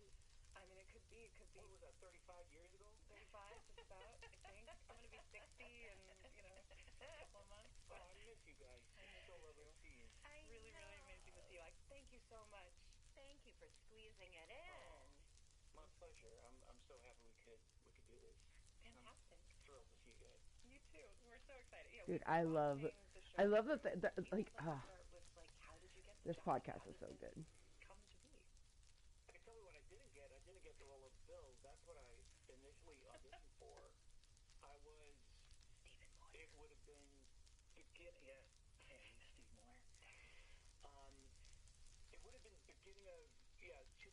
7, and I was in LA. I hadn't worked in many years at all. I was just desperately trying to get a job, and was auditioning a lot and just not booking anything. And then I was called in to audition for the role of Bill, and I don't think I did a very good job. Well, clearly I didn't get the job. That's So fascinating that the 6'4" Swede would not originally have come in for the Viking role. I don't think they were auditioning for Eric yet because Eric doesn't show up until the 4th episode, so like almost halfway through the first season. So I think they did what they call like cattle call for just Bill. So every dude in LA went in and auditioned for the role of Bill, and I don't know if Alan already were thinking about other potential characters on the show, or but either way, I auditioned like with the 9,000 other auditions I'd done that didn't hear back. Didn't think more about it. And then I got lucky and I booked a job, and it was another HBO show, a limited series called Generation Kill, and it was to be shot in Africa, in Namibia, and Mozambique, in South Africa, and it was 7 months in the desert, basically, about the invasion of Iraq, and I was over the moon, so thrilled. Went out to Africa, and when I was out there shooting, my agent reached out and said, this thing you auditioned for a couple of months ago, True Blood, they are inquiring about your availability in the fall. And it's not for the role they auditioned, but they want to see you for another role of Viking vampire. And I wasn't available because I was going to be shooting Generation Kill, the show in Africa, until Christmas. And the plan was to start shooting the episode with Eric Northman in the fall, so I wouldn't have been able to do that. And then the writer's strike happened. I don't know if you remember that. When you guys, we were already in production. All the scripts were written on Generation Kill. I was able to finish that job, and meanwhile, True Blood pushed and didn't start in the fall, but instead went into the early winter. So Oh, yeah. safety, I would not otherwise I wouldn't have been able to audition or Eric Northman. So what happened was I finished up in Africa and went straight to LA to audition for Eric, and did a couple of auditions, and then I went in and met Anna for the first time, and it was in front of Alan and a couple of executives from HBO, and had a lot of fun, but didn't think I would get it because it felt like such a long shot, and I really enjoyed working with her, but I was like, I knew it was a big job, and I was pretty sure they were going to go with someone more established. That's one show under my belt at the time. I just finished Generation Kill. It wasn't even out yet, so I was very, very green and inexperienced, so I didn't have any expectations or hopes. But then, then they called and said they wanted me to play the role, and I was I was thrilled. Wild. That's how I felt coming in. It was kind of my first job or second job as well. So yeah, I get it. So yeah. Yeah, it was mind-boggling.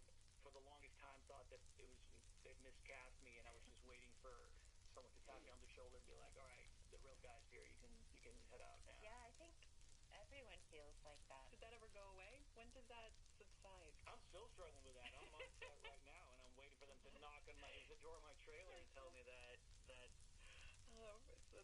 Jake Gyllenhaal is here. You know, it's amazing to look back and think of the synchronicity, especially with my tear tracker, and how like it's gonna be so embarrassing. I'm gonna cry through the whole thing, but obviously my feelings for you, and like Anna and Steven having a whole tribe, a whole family now. What that somehow through casting agents and some sort of universal something or other, we are all coming to this show and ending up here on that set in Fantasia in Long Beach, in that alley, trying to fly for the first time, you in that wig. Like, if I think about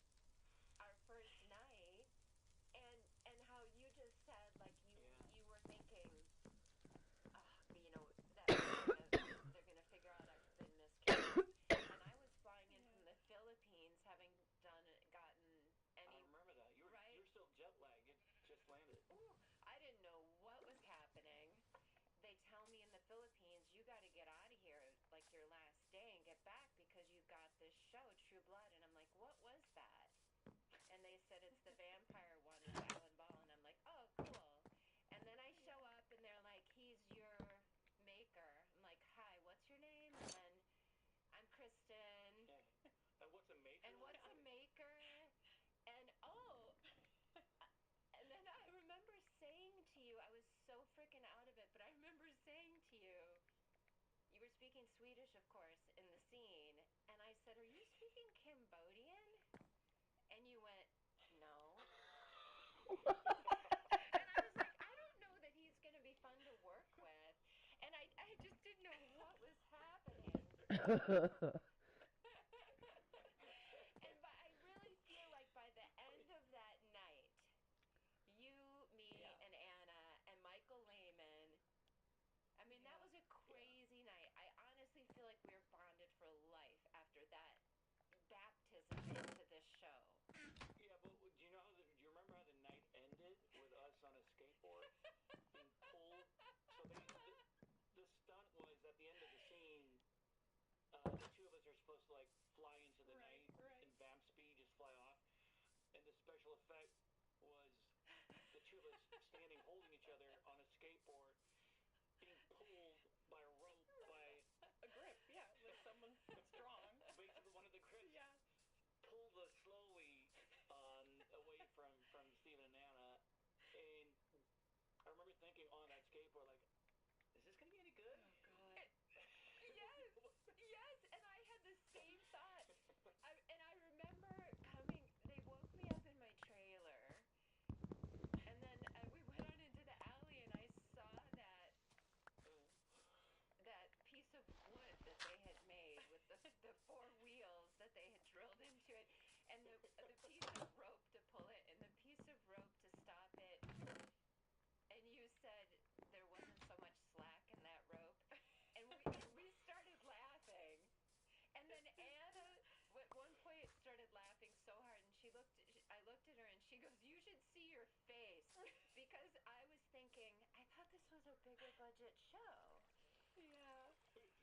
Right? And then you and I are like, it's really hard. This is an uneven surface they're pulling us on. And then there was a grip with a fan plugged in on an extension cord running backwards in front of us to try to move your wig. Meanwhile, they're asking us to look tough and badass. Yeah. It's like, we're trying not to fall off that thing. I remember Alex at one point asking you when we were on the skateboard, "What are you doing with your arms?" You know, because we're trying to figure out how no one knew how to fly, and you flapped them like you were a bird. You said, "This is what I'm doing," and that was it. We could not stop laughing.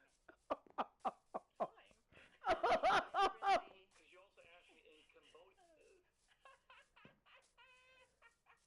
Oh my God, and that pretty much set us off for the next 7 years, because I mean, how many times did I have no idea where we were going from, what we were doing, what part of the scene we were in. I remember so many times it would be silent for a really long time, and I would think, why is it quiet? Like, who isn't saying their line? And I would look, and everyone was looking at me. Oh, shit, sorry, okay. And then I would say my line, and it became very helpful. Oh, yeah, see? Oh, man, we're so fucking close, because I can see the outline of our lighthouse right there, and we can see the bridge right there. Oh, yeah, baby. Yeah, see, I was right. I was like, as soon as we get over that mountain, we'll pretty much be, like, super duper close. Aw, yeah. Well, yeah, what was your, like, on-set experience then, Alex, throughout all of this? Is it that? Is it just, like, enjoying your time? No, is it it was, hard, I think, deep work? Is it both? Yeah, what was your seriously, that first night was so surreal, and everything was, but through it all, I've never laughed so much in my life. Yeah. And I was there with 3 strangers at the time, you know. But with Stephen and Anna and Kristen, to kind of the bond we formed there that night was carried us for 7 years. And then when you joined and the whole gang, and we got to meet everyone else, and it was to this day by far one of the most fun I had the privilege of working on. It was it was just the tone of it. It was so much fun and so rewarding. We would show up and be like, what crazy stuff are we we're gonna get to do today, and ripping a dude's heart out and using his aorta as a straw, or just our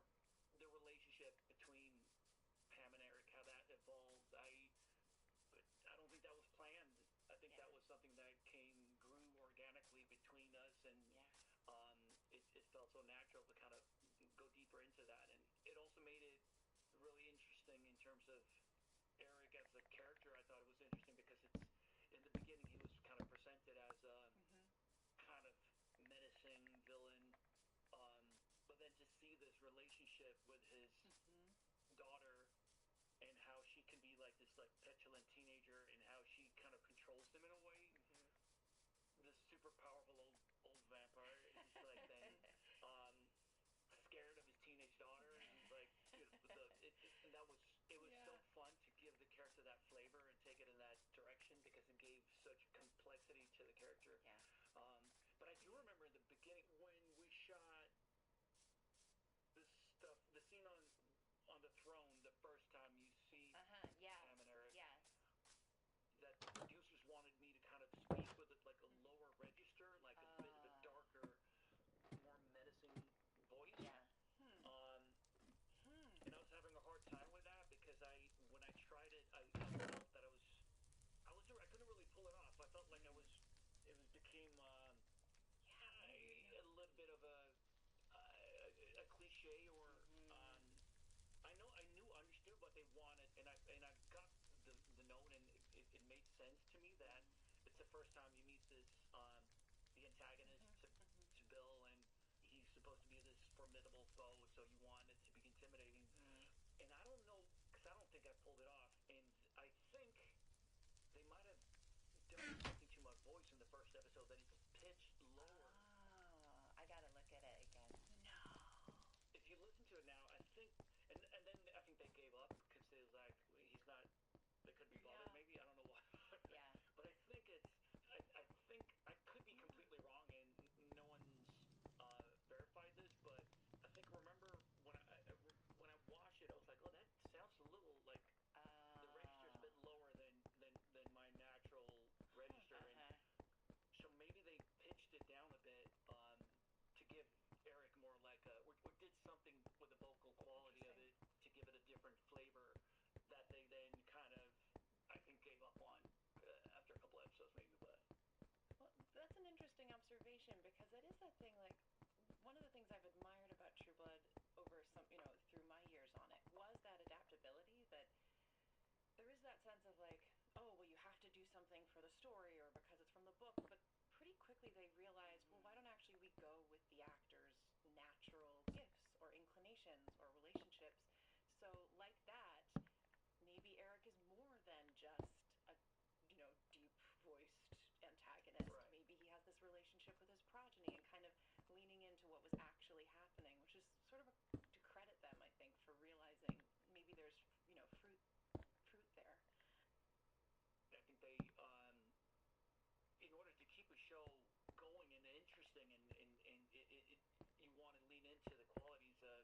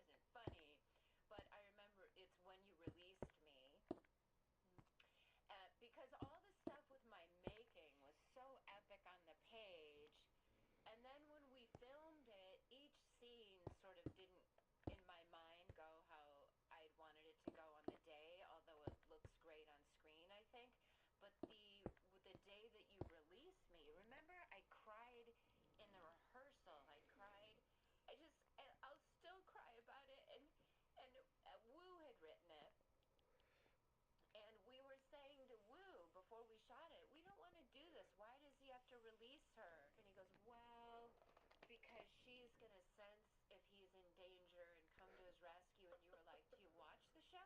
I don't, I was at the stake burning and she didn't come to my rescue. Well, it's going to be for this reason. And none of it held up what Wu said. Yeah. Yeah. So she's so you're protected. Well, but just the other day we shot and he finally just said, just shoot it. And that scene was very moving on the day, and I still hate it. I hate that scene. But all of that, we were so, because remember we kept asking for years, so what's our backstory? What's Pam and Eric's story? And they were like, pat us on the head and say, we don't, just go shoot the scene. We'll tell you when you need to know. Because they didn't know. No, they haven't decided yet. They hadn't decided yet. Somebody told me that seeing your relationship with Godric informed them of, oh, well, wait, he would also have that relationship with Pam, and Pam would have that feeling towards him.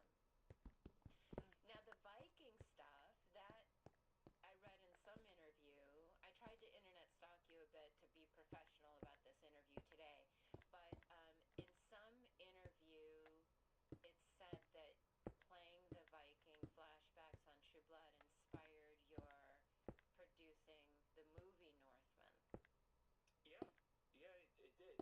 It was yet another incredibly fun flashback to shoot with Alan, who played Godric, and again to go back and to, for myself, to kind of learn how Eric became Eric Northman. What was his journey? Who was he as a human? But to go back and play those stories in Swedish from back 1,000 years ago during the Viking Age, and made me think, made me realize that I hadn't seen a great Viking film in a very long time, in many years, and I was a bit curious because I thought it's such an interesting mythology and culture, and people around the world are fascinated by it, and it's so right for a great epic story to be told about it, but dipping my toes into that for a few nights when we shot the Viking flashback made me think, well, potentially it could be fun to tell like in Norse mythology in that style, but a feature-length version of it. That's awesome. Well, another storyline I'm really curious about because it was a real turn. I'm curious in your thoughts on Amnesia, Eric, and what that did for the character, obviously relationship with Sookie, and how, you've built a certain character over some seasons, and now there's this switch to finding another aspect. So yeah, what was that like for you? Well, this shows how great my memory is. When you said that, I was like, Eric had amnesia? I mean, we just watched it, so that's why. So yes, the witches cursed Eric. That's how method I am.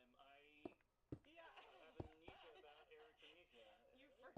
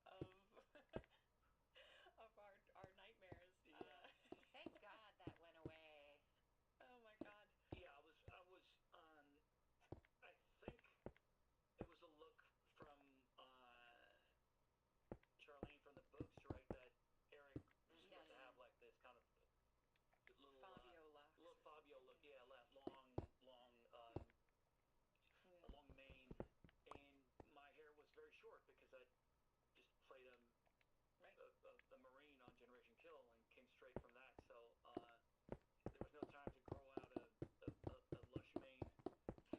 So hence the wig. And I hated it. It was it was Yeah. it was fun the first time you put it on because then you're like, oh, that's a fun look. But then you got to do it for you wear it every day, all day, every day for 7 months, and potentially several seasons.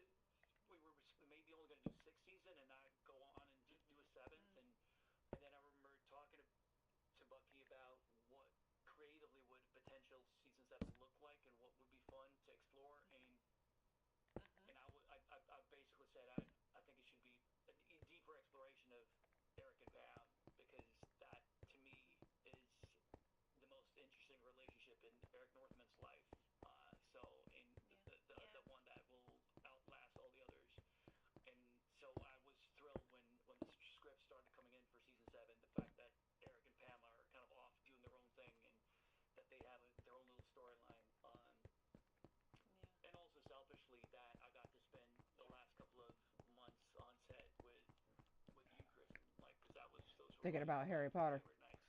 Yeah, You know what I'm I'm saying? gonna finish Mostly night shoots. You know, we did. the last little bit I know we did of The so many Bringer. nights. I mean, Tear Tracker.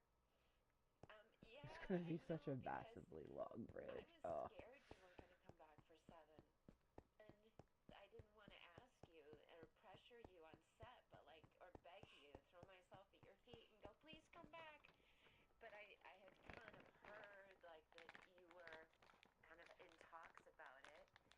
And then when I started seeing it, I found out you were coming back. And then I saw the scripts. I was like so happy. And we had so much fun. And you were getting ready for Tarzan. Yeah. So your hair was growing, your shoulders were growing, your costumes were getting smaller, tighter, and we were shooting intensively because we used to get days off, but we were shooting intensively. Yeah. So we had this really wonderful, time together. Yeah. But I had a family tragedy in my family in the middle of 7. And Oh. honestly, like it was a I very spoke too soon. but It took them a little bit longer to I start just felt oxidizing, we but didn't they talk about it on the did. set because I don't think I could have, but we just got you and my vampire crew and having a place to go, to get through that. So it was dear to my heart. So when I think of 7, it's a lot. Fun dialogue, Republicant. I got to say Republicant on television, and being with you and being supported. It was kind of a big deal. So thank you for coming back and thank you for having that conversation with Bucky. Yeah. So the only reason I was even contemplating leaving the show was I was in I knew that the prep for Tarzan would be very, very intense, and we had a start date for Tarzan, and True Blood was only going to be 6 seasons. Our contract, it was a 6-year contract, and it felt like it would come to an end after the 6th season. But then as we were approaching the end of the 6th season and then being potentially tied together, the conversation started about continuing on, and again, initially I felt, as much as I loved working on it, I was also a bit stressed out about the prep for Tarzan because I knew how many months and how much I needed to focus on that, and to kind of juggle both at the same time. I was worried that would be a bit too much, and also creatively, again, I'm like, well, it's been by far the best job of my life, but maybe it's time that it comes to an end. But in those conversations with Brian Buckner and also the other writers, the possibility to kind of have one last hurrah with Eric and Pam was just it was just too delicious to pass on. I was like, I don't know. It doesn't matter if it means I have to kind of eat steak and potato and work out throughout the night so we can shoot True Blood and be prep for Tarzan at the same time.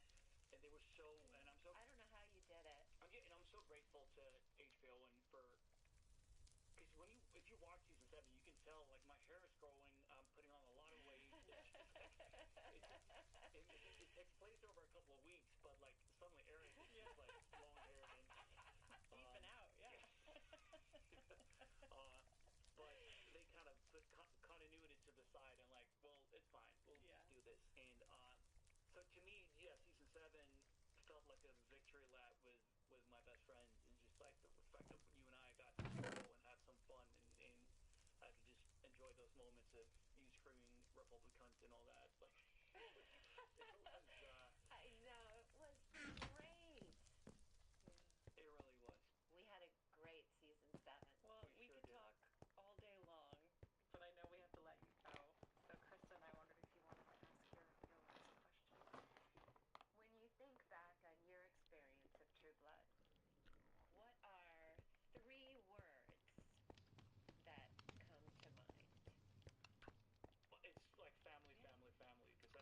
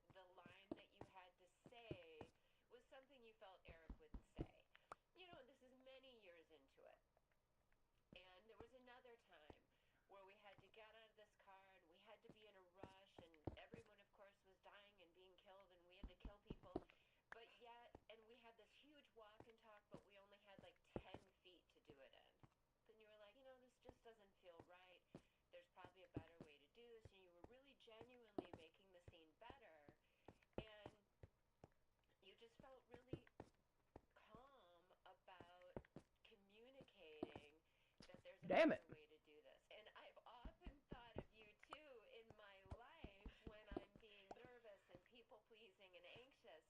I think often, what would Alex do? Like try to inhabit like a firstborn, 6'4", Swedish, calm, loving guy.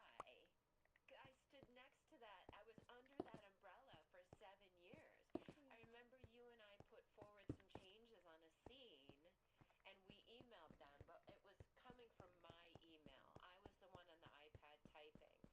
And before I went to send it to Bucky, I was like, ooh, I'm terrified to push send on this because it's coming from my email. And you were like, why are you so terrified? It's Bucky. We love Bucky. Bucky loves us. And so I wrote at the end, this is from Alex, and sent it.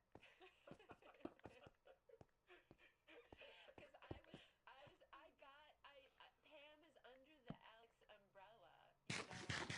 Just in my experience being next to you, playing Pam, when I'm meeting fans, I'm always the conduit to Alex. Tell Alex this. Why isn't Alex here? I'm like, I have no idea. So I think of you in many ways often, but that's a way I think of you that you may not know. Oh, well, that makes me very happy to hear. And you definitely contributed to changing stuff and making it better. It wasn't like you just came in and read the words on the page and then that was it. You had creative input, and maybe I was more bored. I think I would come to you and hope that you would say it. Like to you and go, I think it should go this way. And you would go, yeah, that's true. And then you felt comfortable going, hey, we have a way to make this better. Well, because I think if you work with directors, showrunners, writers that are intelligent and good at their job, they will want actors to come with their input. And if they have thoughts, ideas, try that. And then it might be crap and you discard it. And I would often come with ideas that we tried and then they were shit, so we would go in a different direction. But I want to work with people who encourage me to be like, well, if you have something on your mind, then say it and try it, and maybe we can make this scene different or better, or at least try it. And I feel like on True Blood, all our directors and Alan, obviously, and the writers, they did encourage us to do that, because then again, that's how they saw what we liked to do, what our weaknesses were, and what our strengths were. Where they would be like, okay, well, in our relationship, like, oh, Alex and Kristen, they like to do this kind of stuff, but then maybe, and that really works when they do that advice, and it's like, I'm not looking forward to making all of the steps that will go on top of this to make a covering. If I feel like, then I would probably I'm also not looking forward to being up there, but yes, okay. Because I feel like I'm being shut down, or but again, back to like it being such a incredible environment on that set, and it felt so safe and free and liberating. You could just do and say whatever you wanted, because you're surrounded by your pals and your family, and it can never go wrong. You try it, and if it's not right, then you do it. If you explore that path, and then you go in a different direction. I mean, that's exactly what I'm saying. You just proved my point. Like, that's what I stood next to for 7 years. That sort of like easy, open, communicative confidence was amazing. Oh, well, I miss you guys. I love you so much, and God, I want to. We'll write something. We'll do something else together.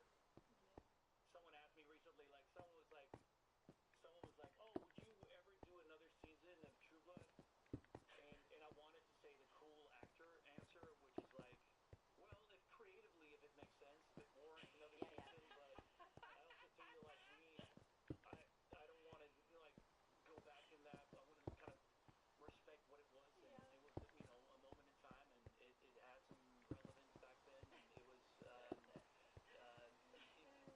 subversive and interesting, but maybe we should leave it at that. I think that would be the cool thing to say, but I was like, fuck yeah, like even if the script was terrible. I know. Even if they didn't have a script, I was like, I'd be back in a heartbeat. If that meant like being back on a rickety skateboard with you, as well, and just like That poor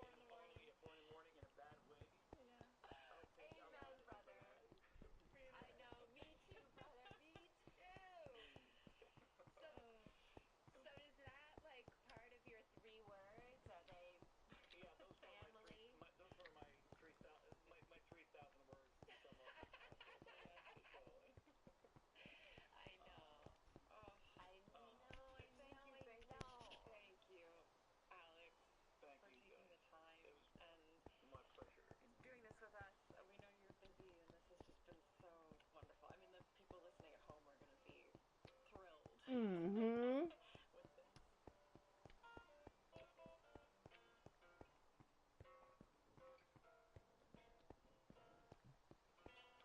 How you feel, Kristen?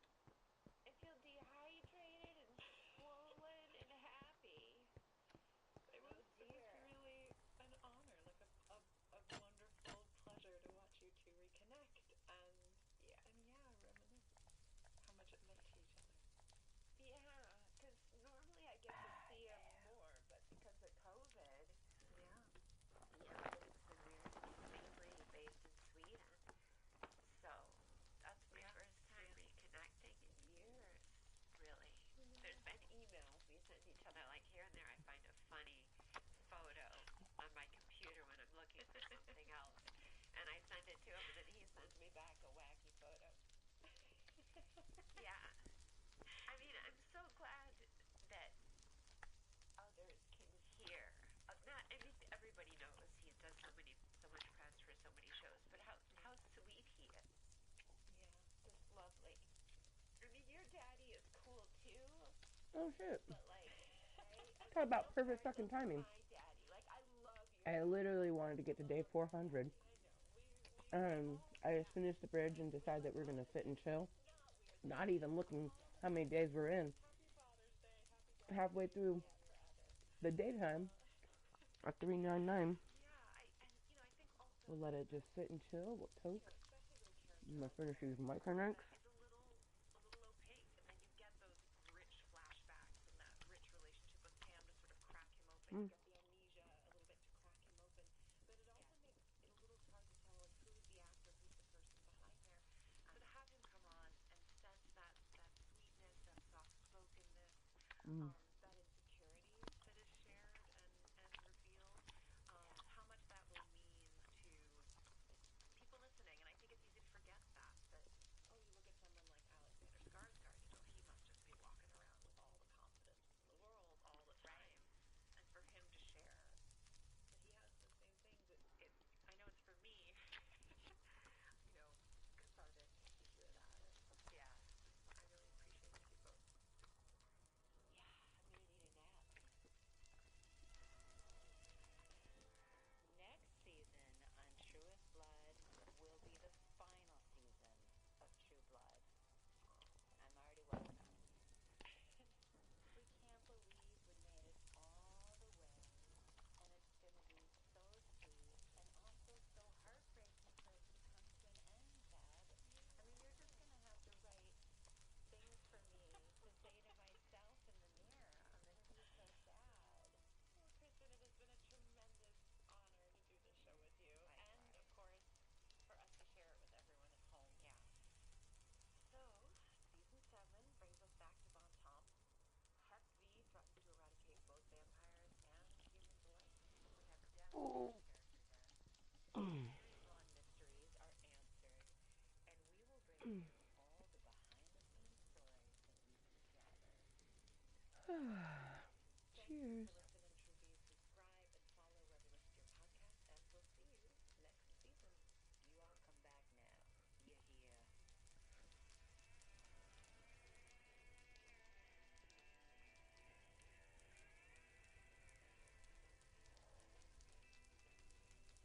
Truest Blood is produced by Safe Haven for HBO. Executive producers are Janina Gavankar, Kristen Bauer, and Deborah Ann Wool. Our producer is Gabrielle Gallant, and our audio producer is Christopher Wool. Our theme song was recorded just for this podcast by Jace Everett. Additional music was composed by Timo Chen. And remember, you can watch all of the original episodes of True Blood on demand.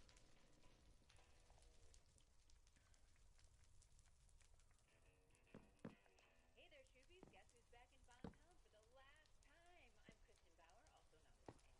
And I'm Deborah Ann Wool, aka Jessica Hamby, and together we're back hosting the final season of Truest Blood, the official True Blood Look Back podcast. We cannot believe we're here at the end, and over the next 5 episodes, we'll laugh, we'll cry, and we'll cover all things season 7 of True Blood. Yes, we'll dive into the battle between the raging Hep Vamp Felicity Squad and share our feelings about those controversial scenes. We'll discuss all this and more with the brilliant people who made it. You'll hear from the series Oh showrunners yeah. Desmond Yeah. Reverend Daniels, played by Greg Daniels, and written As and soon as we illustrated can, by I'm gonna put the bed down, make it day 400. They are official goodbyes, but I appreciate anyone that's been here. All I truly need to make my contentory is me, myself, and I, but I appreciate anyone who tunes in, whether they're lurking, twerking, or watching incognitally, watching it later on as posted content. Regardless, I just appreciate the presence of another being here in my club of Cottontails.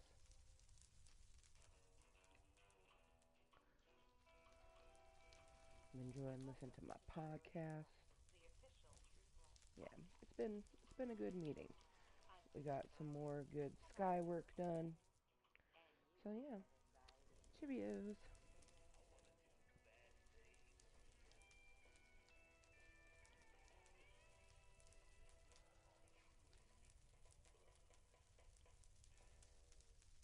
Welcome back to Truest Blood, where we sink our fangs into the series bite by bite.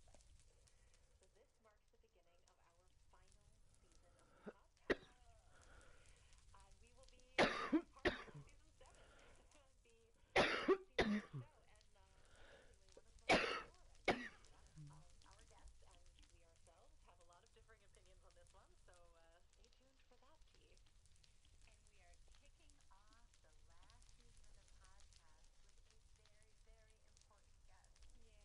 Yeah. Ryan Buckner joins us to talk about his journey from the writer's room, starting all the way back in season 1, to show running the series for seasons 6 and 7. I mean, that must be just such a trip to go take over this enormous show at the end, the pressure of that. Bucky's funny and smart and talented, so we were lucky to have him. Oh, lovely.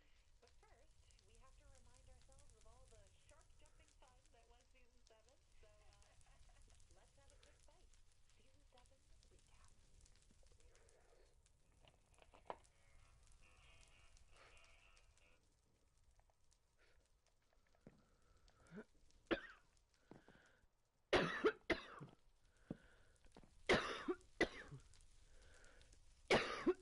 Alright, motherfuckers.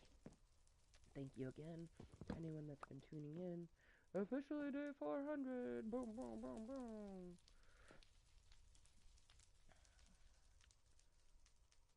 So wild.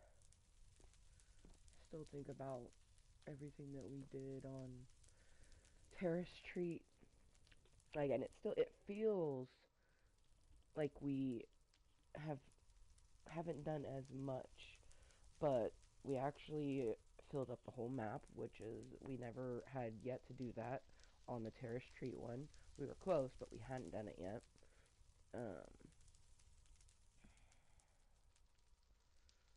And this world is older officially. That's wild. But anyways, thank you again to anyone that's been tuning in. And until next time and always, please be kind to yourself and everyone else. And I'll see you soon. Bye.